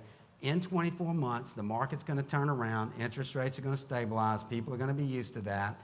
And I'm going to have 194 lots. I said, well, you're not building all 194 at one time. He goes, yes, I am. I'm doing that because it costs so much to get people back out to develop it. So I'm not going to do it in phases. I'm doing all 194 at one time. I said, what are you going to charge? He said, I don't know yet. I think he told me that because he didn't want me to say what he's going to charge because he's going to be negotiating with the builders later. Kevin's a smart guy. Home prices, he wants them to be around $500,000. He's got a 16-acre common area, which he's going to use as stormwater management, and a 4-acre lake and a pond. So it's going to be a nice little development that is what he's got sketched out. High Cross Townhomes, this is a new one that's just kind of come out of the ground for Alvarez. It's O'Neill south of I-12. It's 52 lots. It's townhouses. They're attached construction. Lots were sold in bulk, 25 feet by 90 feet, and their houses are going to be $250,000 to $275,000. Silverside Cove. This is another Alvarez deal. That's on Storing Lane, just south of Perkins Road. It's Art Lancaster and Tower Capital building it for them. There's 75 lots. They're 45 by 200. Homes are going to be 1,700 to 2,500. Prices $275 to $350. It's been cleared. Everybody that drives by there think that's going to be a retail site. It's not. It's a single-family residential development, detached homes. Eden Way. This is a new one, another Alvarez deal. That's kind of under construction that Fakori did for him out there. Tower Capital did. It's on Dunn Road at Lockhart. You've seen it cleared. It's under construction now. There's 73 single-family houses out there. There's 60 by 130. The lot prices out there sold in bulks 55 to 65, and then the home price is going to be 250 to 350. Matera Phase 2. Now you saw me show Matera's got houses for sale, but they're going to do another 92 lots out here. I think that's smart. The subdivision's been developed. The lots are going to be out there. Things are going to change. It's going to get more difficult to put lots on the ground. Lots that are available, lots that have been developed are going to get more valuable. So the lot sizes vary, but the home price is going to be $400 to $700. This is Belle Savon. We talked about this a little bit last year. They said the final phase was coming. Well, the final phase is here. It's a total of 95 lots in the final phase, and they were sold out phases 1 and 2. Houses, they originally were saying they were going to be 300 and up, but they're now 360 and up. That's a nice development too. Heritage Crossing, this is Double D of Louisiana. Now this is a T&D. You can see it's at Highway 44 and 30 in Gonzales. You can see the retail construction going on now. The buildings are up. That's there, but they're going to do a total of 79 single-family lots and 17 townhouse lots. It didn't close 423. That's Tom's mistake. Multifamily, they're going to do 300 multifamily units called the Water's Edge. A lot of the retail is completed. They're going to do 60,000 square feet of office, and the lots they're going to build are 45 to 55 feet wide, 120 to 140. And there's going to be they're going to sell for about $97,000. The home price is around $500,000. I talked about Clare Court last year, but all I had was that aerial photograph showing you where it was highlighted. It's been approved. It's ready to go. They're going to do 37 lots. I think construction started on that. That's a level homes deal that should be available, that you can now sell and should be available shortly. Pelican Lakes. This is off of Burbank. This is a Horton project. 40 by 110 lots. They do a good job with community facilities and that kind of thing. Horton does. Homes are 1,300 to 1,600 square feet, 270, 320. That's the sweet spot. DeLon Estates. This is a level deal that's coming soon. It's going to be a big development, 245 lots. It's on 73 near I-10 in Prairieville. Homes are going to be like 1,750 to 3,300. They should be having that available late 2003. It's going to have a lake. We'll have waterfront lots and that kind of thing. That's going to be a good development. I didn't have any pictures of that to show you. And last but not least, well, Water's Edge is another level deal. That's inside Lexington Takes. It's gated, 76 units in phase 1, 410. Last year they were in the 300s, so the prices are up, 1,600 to 2,600. They're selling now. It's gated. Tiger Point. This is another Horton deal off of Tiger Bend Road, 52 lots. You can see 300 price range. Sample there. Can't end trends without talking about Harveston. It's a tradition. That's what we do every year. We talk about Harveston. So there were 186 lots done. Last year, they had just opened the lakes at Harveston, just finished it. And they had 11 home sales that closed that month, the month of March when we talked about it. This year, they had 5 home sales. Now, obviously, those 11 home sales were pending because people were waiting for the development to be completed and get it all finished up. They had 5 home sales. The price last year was about $264 a square foot to $317. The median price this year is $2,743. That's a mistake, y'all. You can pay. The median price now is about $274 was 2022. Now those median prices up to about $292. So lot prices 120 to 130. I don't know what they're going for now, honestly, because everybody is trading at $10 in OVC. I'm going to start appraising things for $10 in OVC and see how that works. Anyway. The community building's up, fitness center's there. They've got a real nice walking cinder trail that you can walk on. I drive my go-kart on it, and the grandkids love it. So that's a great development. It's going to be great for Baton Rouge, and they're going to start some commercial stuff. They've got, plans for that in the near future.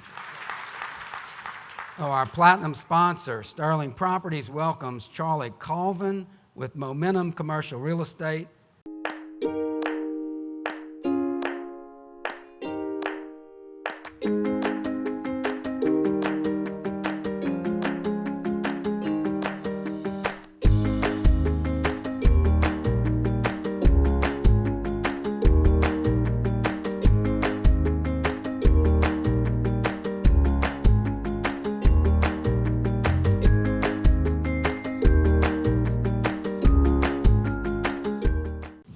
Thanks, Tom, for the intro, and thanks for putting the residential market in perspective.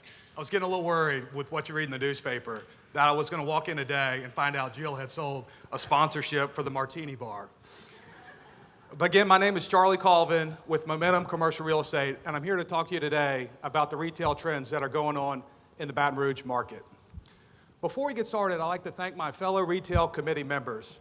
It's no easy task to pick up the phone and call 134 landlords in our market and get proprietary information from them. Some of these committee members have served for 5 years or longer, and this presentation wouldn't be possible without them.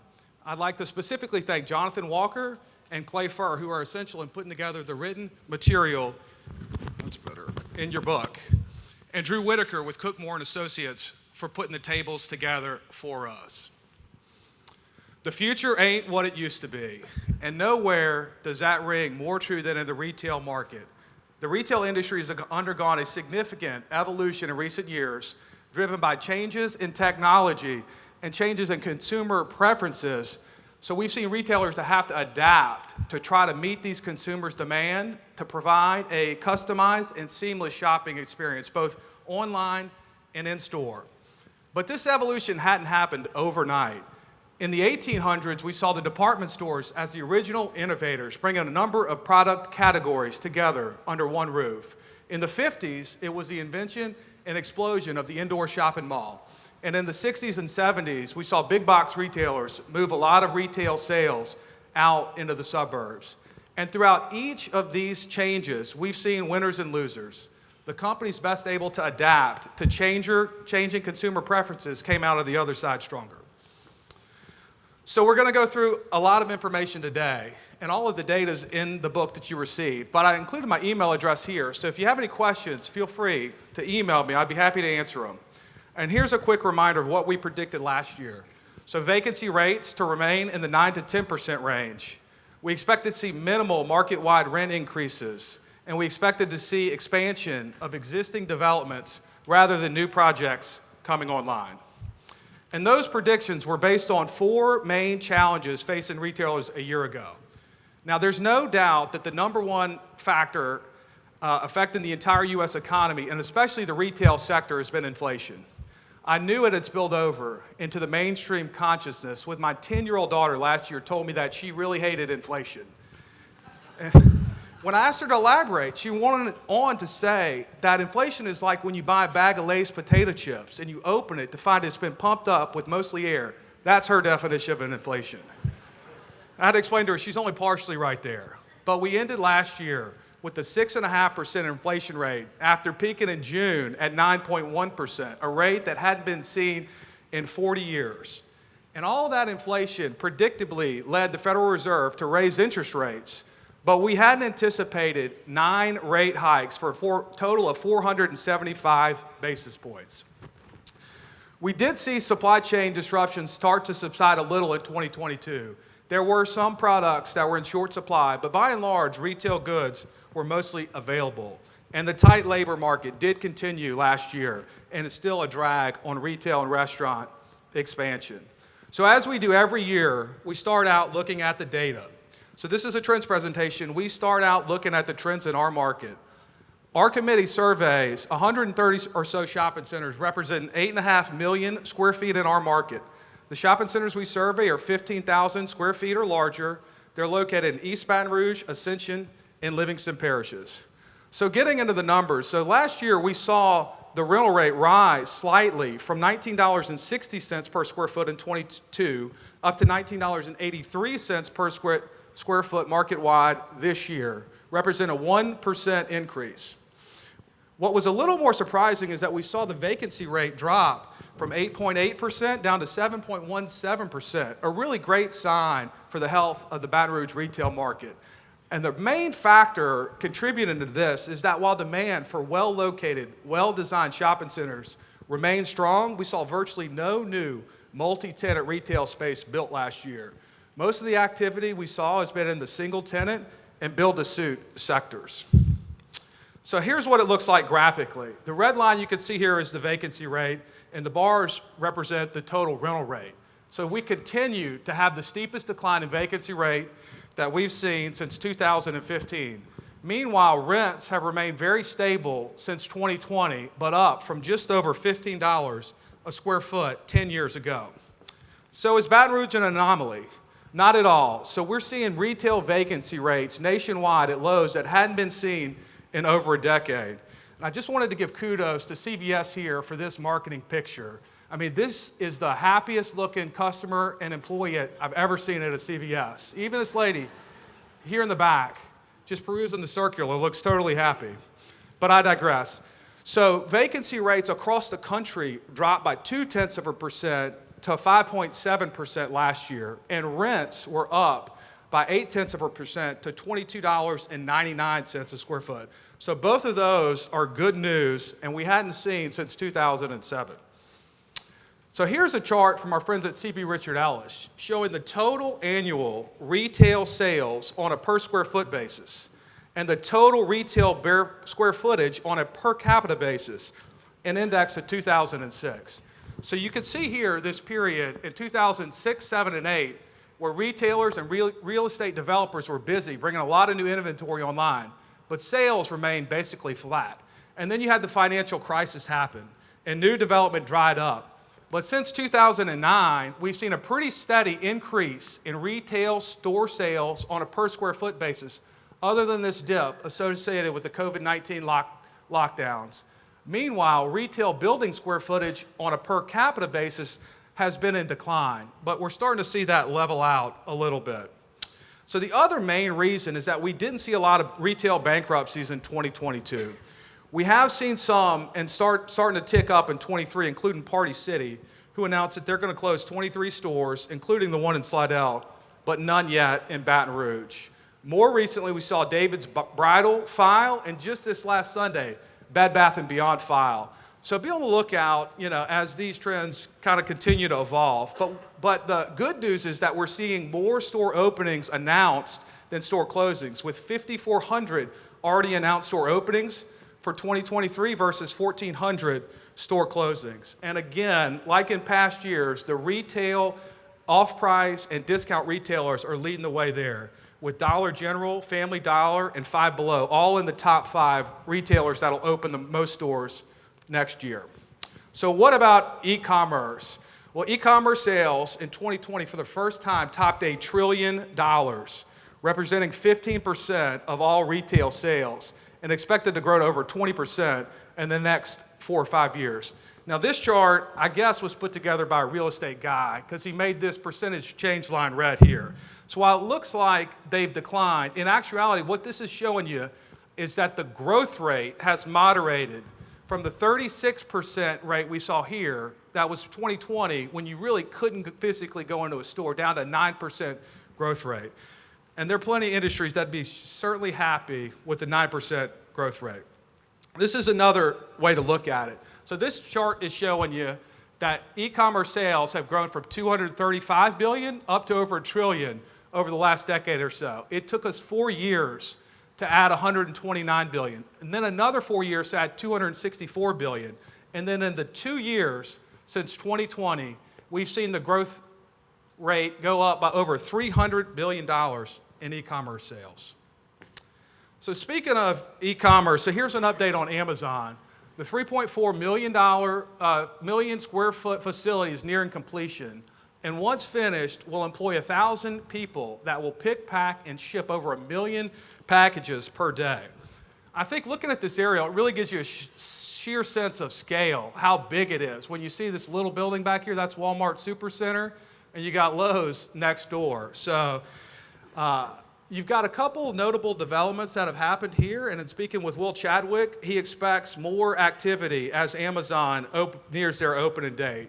You got not one, but 2 car washes that have bought sites here and are under construction, which highlights another trend that we're seeing widely throughout the market. When the Retail Real Estate Committee met earlier this year, I mean, they're saying we're receiving interest on every good retail listing for 1 or more car washes.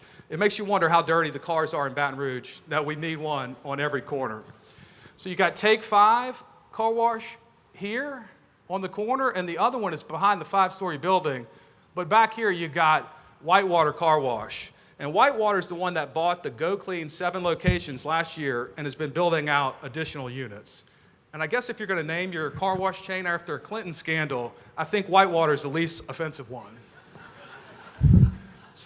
You also have this building here, a Starbucks that's under construction on Florida Boulevard. And then next door, Raising Cane's is doing work to expand their drive-through and add a double drive-through, which is another trend that we're seeing widely throughout the market. For every conceivable tenant that can add a drive-through, they're looking to add one. If a tenant already has a drive-through, they're looking to expand capacity and make it a double drive-through.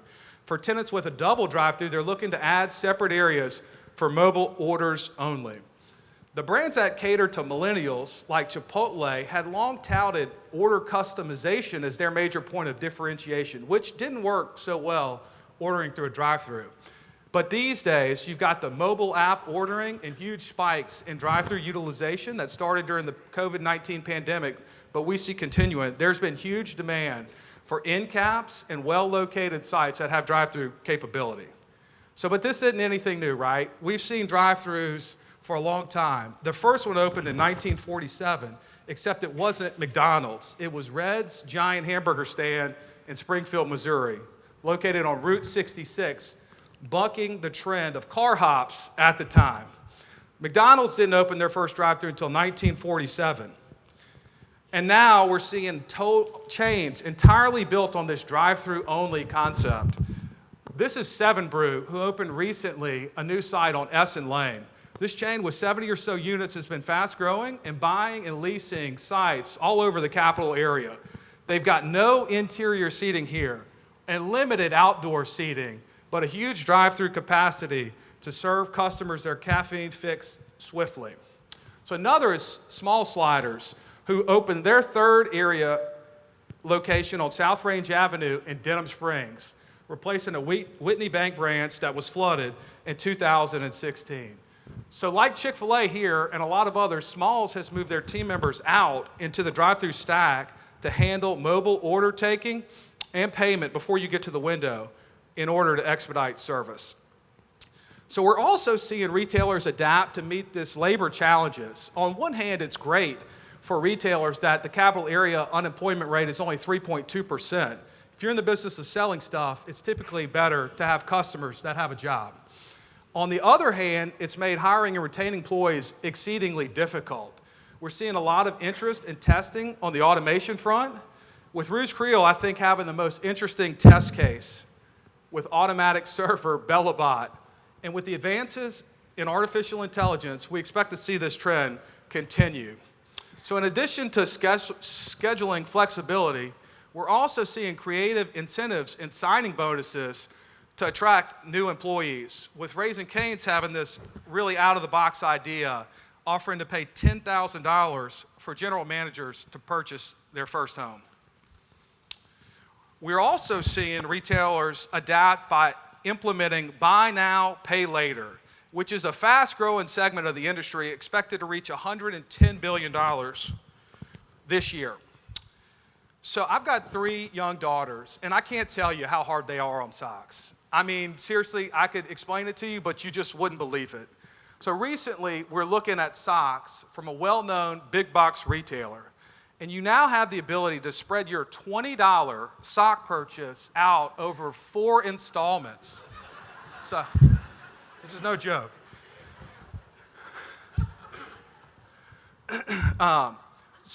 So if the grocery bill or gas bill is too high this month, you can kick that can down the road a little further.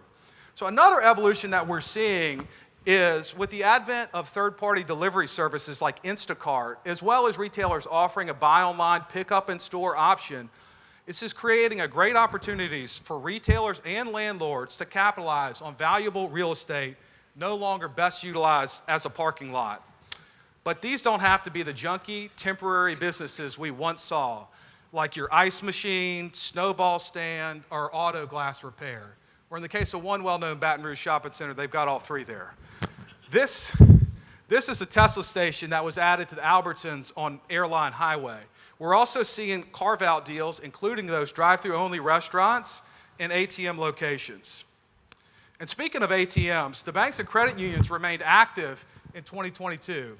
I'm interested to hear what Brian has to say coming up next, but certainly from a real estate standpoint, we saw a lot of activity from the retail banks. For the community banks and regional banks, we saw investment in brick and mortar locations, with Cadence Bank opening this branch on Corporate Boulevard, Campus Federal on Segan Lane.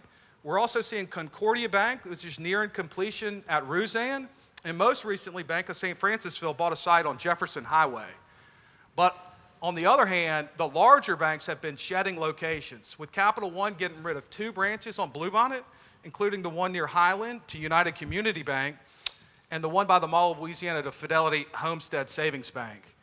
We saw the Regions on Highland sell to Raising Cane's, and the Chase branch on Segan Lane be backfilled with Jersey Mike's and Blaze Pizza. So further evidence that there's still plenty of demand for good real estate. So moving on to project updates. So first up, Acadian Village. This is the Trader Joe's anchored center on Acadian. This space was previously occupied by Pier 1 and has been back leased to Second and Charles. Second and Charles is a chain that sells new and used books, vinyl records, and assortment of pop culture items. And they're owned by Books A Million. So if you've got a few gray hairs like me, you may say, hey, I remember Books A Million was here back in the 90s and into the early 2000s. And you'd be right. And after millions of dollars invested in this site, in the most contentious rezoning battle, we wind up with the same bookstore that we already had. So the next one's one that I'm really happy to see. So this one is on Florida Boulevard, which is a corridor that we've seen a lot of retailers exit with the decline of Cortana and Bon Marché malls. But this is a Rouse's grocery store. It's 43,000 square feet and is under construction in a project that Jonathan Walker here is spearheading. It's at Florida and Ardenwood. So you can see here the walls are going up and it's scheduled to open by November 1st. So here's a site plan and a rendering to show you what it's going to look like, and he's got another out parcel available here for lease. Up in Central, Aldi, the German grocery chain, broke ground finally on the 3.5-acre site that they bought a couple of years ago. So this is Sullivan Road at the Shoe Creek development. They're also under construction on Segan Lane and on O'Neill Lane. You've got an additional here, Bank of Zachary, that's under construction here on the corner. And the first 2 retail tenant buildings have been delivered and will be opening in June. So these include CC's Coffee, Jersey Mike's, Five Guys Burgers and Fries, Sport Clips, and Ben Stelter tells me just last week they signed a lease here with Tropical Smoothie Cafe for an 1,800 square foot space that's got a drive-through. So over in Gonzales, so this is the Cabela's anchored project at Highway 30 and I-10. So we hadn't talked much about this one in a long time during the retail portion of the Trend Seminar, although they've been busy selling hotel sites to every chain imaginable. But you've got 2 sites here that sold last year and are under construction. The first is a 2-acre site that sold to American Factory Direct, and they're under construction for a 34,000 square foot furniture store. And then next door, you've got a 2.2-acre site that's sold to Olive Garden for just under $14 a square foot on this one, and they're under construction for an 8,000 square foot restaurant. So up the road, staying in Gonzales, is Heritage Crossing. So I know Tom had mentioned that. You've got the apartments under construction back here. These buildings were behind schedule because of building material availability, but you can see here the Price of Law Performing Arts Center. You got Alexander's Market, and then another building next to Alexander's that's going to be multi-tenant retail. So they secured 2 leases here, one with Louisiana Casual Living, the other with the hair salon, and are under progress there. Here's just give you one more of what it looks like. And so in speaking with Hartley Daigle, they have several other deals that are announced or in the works. So on N1, you have Sonny's Barbecue. On M2, they're in discussions with a higher end bar and restaurant concept, and then Agave Blue Tequila Bar here on M1. And not to be outdone, they've got a car wash over here on D1. So you can get your car shined up at Heritage Crossing as well. They've done a really great job with this project and still have some good development sites remaining. So Mid-City is an area that we've seen a lot of reinvestment in over the last decade. 10 years ago, Model Block showed us what a reimagined government street could look like. And since then, we've seen a number of hip coffee shops, bars, and restaurants open. We saw Electric Depot renovated, which was another major step forward. And the Neal family acquisition of the Garden District Nursery has been the latest project. They've created a really cool outdoor space here for Barracuda Taco Stand that opened recently and has been doing a brisk business. And they also opened the Parker Barber, an upscale men's-oriented hair salon. Nearby, we saw the bar Pelican Tamar's open recently, which is a pet-friendly craft cocktail bar. Man, I didn't ever think I'd be presenting that up here. So, another major development in Mid-City is the YMCA announced agreement had been reached to redevelop their site. So that's going to include a new 24,000 square foot YMCA and also a 100-unit multifamily project. A number of other sites have already been acquired, and we expect to see more development in this corridor over the next 12 months. The next one is one that I sure hope can get worked out, but with a $4.5 million asking price, I'm not so sure. Brandon Barker, I hope that includes the jukebox. So Fleur de Lis was a Baton Rouge institution beloved by too many customers to count, but it is a cautionary tale that the world's changing around you, and if you don't evolve over time, it's going to be hard to survive. So other developments to watch out for in 2023. So look for updates on Harveston, additional phases at Long Farm and City Square, and Commercial Properties recently acquired the River District site on Nicholson between downtown and LSU. That's going to be a mixed-use project. They're still in the early phases there on design and budgeting, but be on the lookout for additional updates there. So in closing, our predictions for the coming 12 months is that vacancy rates will rise slightly, but stay at a really healthy 8 to 9% range. We expect to see a few small market-wide rent increases as a few new properties come online. We expect to see fewer shopping centers trading hands as investors and owners adapt to higher interest rate environments. And we expect to see an increase in retail bankruptcies for those highly leveraged companies. But the companies that are best able to evolve and adapt will be in a good position to succeed. So you got to be very careful if you don't know where you're going, because you might not get there. So I hope I've been able to shed a little light on where the retail market in Baton Rouge is headed. It's been my pleasure to present to you today. Thank you.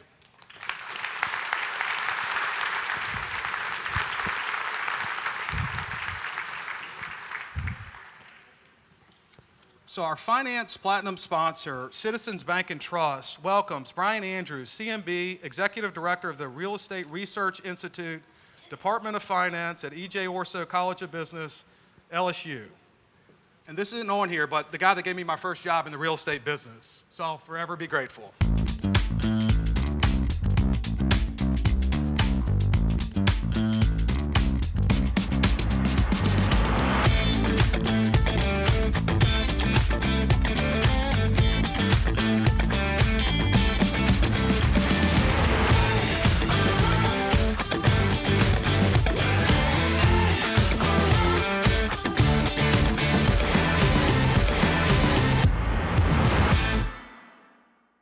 Thank you. That's the rest of my presentation. Usually we have signs up here to tell you, when you need to get off. This is how much time I have left. So, yeah, it is too. Oh, stop it. But I'm going to make it work. I am going to make it work. I am not Jim Ferguson from Citizens. I'm Brian Andrews from LSU. As you checked in today and as you got your bags and as you got your boxes, You met some other people from LSU, and I think a bunch of them are right there. Y'all stand up. Here are the LSU students who volunteered today.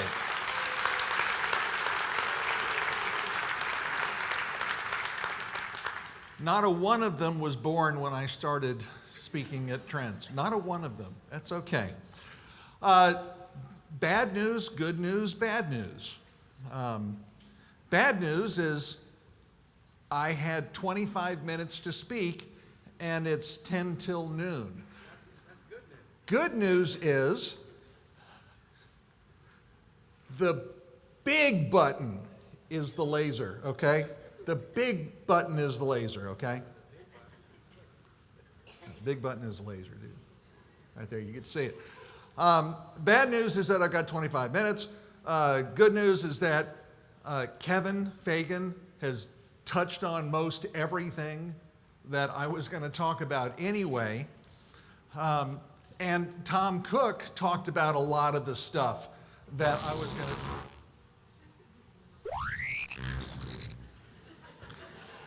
that I was going to talk about today. You know, I mentioned to the sound guys this morning, make sure you have enough, mid-range in my monitors. And Alex, your comment was, let's have a little bit more talent in the microphone. So, yeah, there you go. Good enough. Good news is that Kevin has already said a lot of what I was going to talk about, and Tom said a lot about what I was going to talk about. So I've got about 10 minutes to correct everything that Tom said. So we're gonna be fine. We're gonna be fine. Jim Ferguson took over a couple of years ago to be the chair of this committee. I'll tell you that Jim wanted to be here today. He's at the Louisiana Bankers Association meeting in North Carolina, as are many of our bankers. So he is going to be back next year. He's going to be back next year. And the committee that he had put together is some wonderful people from Currency Bank, Investar, Cadence, Eustis Commercial Mortgage, and the American Planning Corporation. So thanks to everyone who participated.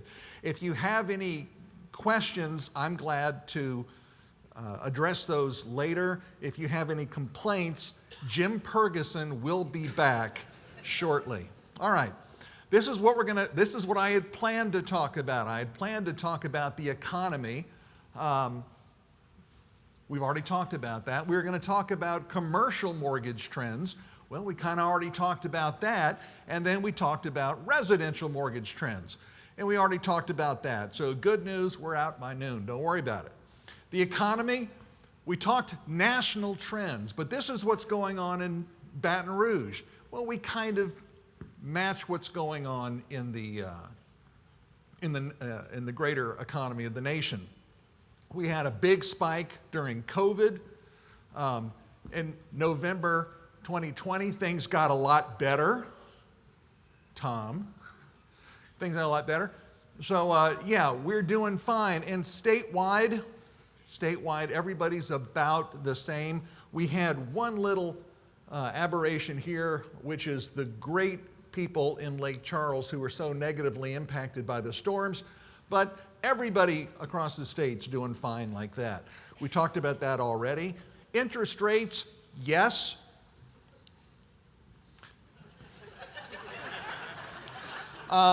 So what's going on with the depository institutions? What's going on with the people who are lending money, the banks, the savings and loans, and the credit unions? Yeah, we had this. We had this. And unfortunately, when something that large fails, it hits everybody. The largest Louisiana chartered institution is Origin Bank that just went over $10 billion.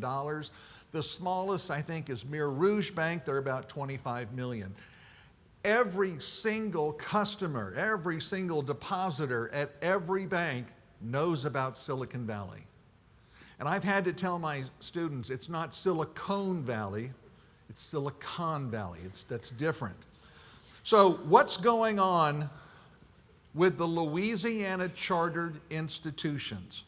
This chart will kind of show you what's gone on over time. The loans at Louisiana chartered institutions have grown. Look at the composition there. The green and the orange are real estate loans. So yes, our industry is supported by the community banks. That's who is supporting all of us, is the community banks. Now, one of the big questions that we had with this Silicon Valley thing was deposits. I'm sorry, was the assets. Deposits, next slide. But is the assets. Silicon Valley had all these hold to maturity securities that were undervalued, and when they had to sell them, they recognized huge losses. We don't have that in Louisiana banks. Louisiana banks, the green, that's the loans. Available for sale securities, that's in orange. Those are at current market values. That little sliver, green button, that little sliver, that's the securities that tanked Silicon Valley. We don't have that here in Louisiana.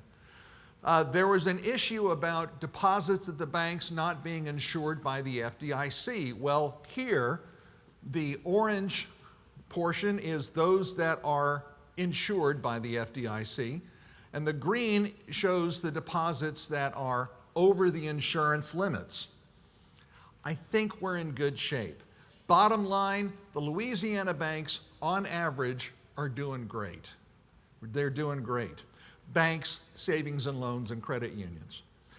Commercial real estate, yeah, there's a lot of debt out there. We are at a higher level of debt than we were at the beginning of the credit crisis. Does that scare me?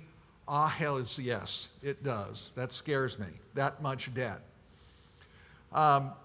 Where is most of the debt coming from right now? Banks, savings and loans, and credit unions. That's where it's coming from. Now, this is something interesting that I'm still looking at. The previous slide showed us the major groups and alternative funding sources emerging. That highly inclined orange line, that's real estate investment trusts, or REITs, on the mortgage side. That's something we're going to be looking at. That may be a good alternative source of funding. Apartment debt, just higher than it's ever been. There's so much debt out there right now, and most of that debt is from the government-sponsored enterprises, the GSEs. I had to tell my students yesterday, somebody called it a government-sponsored enterprise, and they couldn't remember what the E stood for. So I told them, remember the call number's NCC 1701. Now, if you get that, does anybody know what NCC 1701 was? Starship Enterprise. From the Star Trek franchise. And okay, boomer, move on. Okay, fine. Government-sponsored enterprises. Bank debt is high. It's high.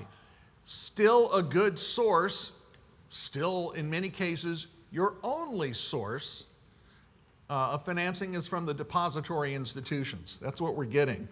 Insurance companies are still there. Insurance companies are good, solid, year in, year out, they're their sources of commercial real estate financing.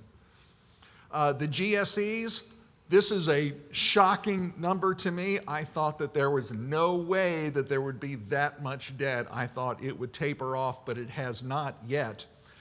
This CMBS stuff, CMBS used to be the majority of the work that I did as a commercial mortgage broker, because we could do CMBS loans on small properties, retail, office, a lot of multifamily. But these days, CMBS, you saw it drop off. The balances were, let's see the next slide.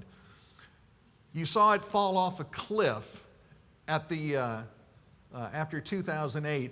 And then you see some kind of a rebound, but this is not a rebound in CMBS lending in Baton Rouge.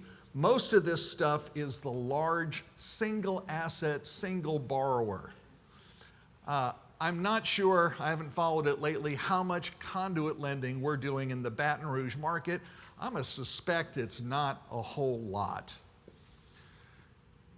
Delinquency rate, we've already looked at that. So let's talk about residential real estate finance. Mortgage credit availability, not really good, not really high. And that's a shame. Single-family home ownership is of unquestioned value to our economy. And a lot of our citizens cannot afford to get on that vehicle for future wealth, for accumulation of wealth. We got to figure that out. Interest rates, yep. So, what do the mortgage lenders look for? Well, they look for a bunch of stuff, credit score being one of them that I want to talk about very quickly, and the debt-to-income ratio. Now, Tom was able to give me one of his top resources that he looks at every day from the AARP. I got this, credit scores. A lot of changes going on with credit scores. This is something that I want to touch on. Average FICO scores in Louisiana are shockingly low. Shockingly low. I would suggest that education on how FICO scores are maintained, and this is changing even now, but historically my FICO would tell you that there are 5 different metrics within the credit score, but a lot of our citizenry doesn't understand that. So because home ownership is very, very much based on FICO scores, this is something that we should all get behind of some kind of financial literacy programs, and certainly LSU is getting into that as well. The other big thing is the debt-to-income ratio. I can't change your income necessarily, but this is concerning. Credit card balances. Credit card balances figure into what your ratios are going to be when looking at the underwriting of a residential loan. And right now, people are putting so much on their credit cards, and that negatively impacts your ability to close a residential loan and get somebody into a house. So we have to do something to educate our first-time home buyers and anybody about easy does it with the credit card debt. This next slide shows total consumer debt, and it is much higher than it's ever been. This is going to constrain people's abilities to buy a house. We've got to get that under control. Insurance costs are stupid high right now, stupid high. We're trying to figure that out. But if that insurance number fits into the debt-to-income ratio and the cost, the principal, interest, taxes, and insurance, we got to figure out a way to get these insurance costs in line for residential lending to happen so you guys can make your commissions. I'm hearing a lot of people who are running for governor. I think Craig is running for governor shortly. That are saying, let's do away with state income taxes. If we do away with state income taxes, we do away with that revenue. Where do we make up that revenue? If it comes from property taxes, that continues, that additionally constrains people's ability to qualify for loans. Something we got to look at. I'm going to wrap up this very long conversation that we've had here. Big picture, and this is all in the book, big picture is whatever conditions were last year for the availability of capital for real estate, it's less this year. It's less this year. It's going to be harder to get deals done. And Tom, whoever said that the banks need to do more, what do you want the banks to do? There are bank failures. The regulators are coming down harder. The banks, and the savings and loans and the credit unions, for all their efforts, make a 1% profit. They can't afford to take a lot of risk. And right now there's a lot of risk floating around. So availability of capital, underwriting standards across the country. 2022 was, hey, everything's fine, don't worry about it. According to PricewaterhouseCoopers and the Urban Land Institute and their Emerging Trends report, 71% of the people interviewed said underwriting is going to be a lot more rigorous this year.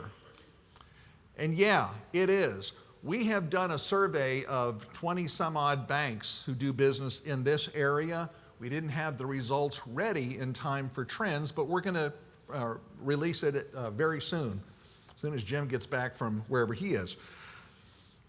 But this is what you're going to find. Whatever your banker said last year, it's different this year. And as far as the equity, getting private equity, getting institutional equity or whatever, it's going to be harder. So thank you very much, Tom, for his part of my presentation and Kevin for his part. We do have one more thing. We do have one. LSU students, come on up. We do have one more thing. So thank you very much. Thanks, Brian. Thank you, Brian. Thanks, Brian. The Commercial Investment Division of GBRAR donates funding to enhance education through research and development to the LSU Real Estate Research Institute. The funds aid with student outings, subscriptions, and data which greatly enrich their program. The Real Estate Institute and CID have partnered in presenting the annual Trends in Real Estate seminar since 1988. This year, the Commercial Investment Division of GBRAR is proud to be able to donate, almost said $110,000, $10,000 to the LSU Real Estate Research Institute program. Congratulations. Thank you all very much.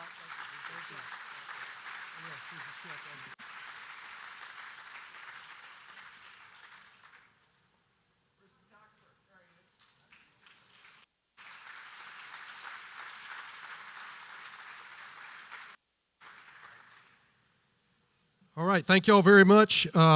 Like to, please don't forget to turn in your CE cards to the GBRAR staff members in the lobby area. Thank you to all the sponsors, committee members, the speakers, and Trends Steering Committee. Date of 2024 Trends will be Thursday, May 2nd, and it'll start at 8:30. So see y'all next year. Y'all have a great day.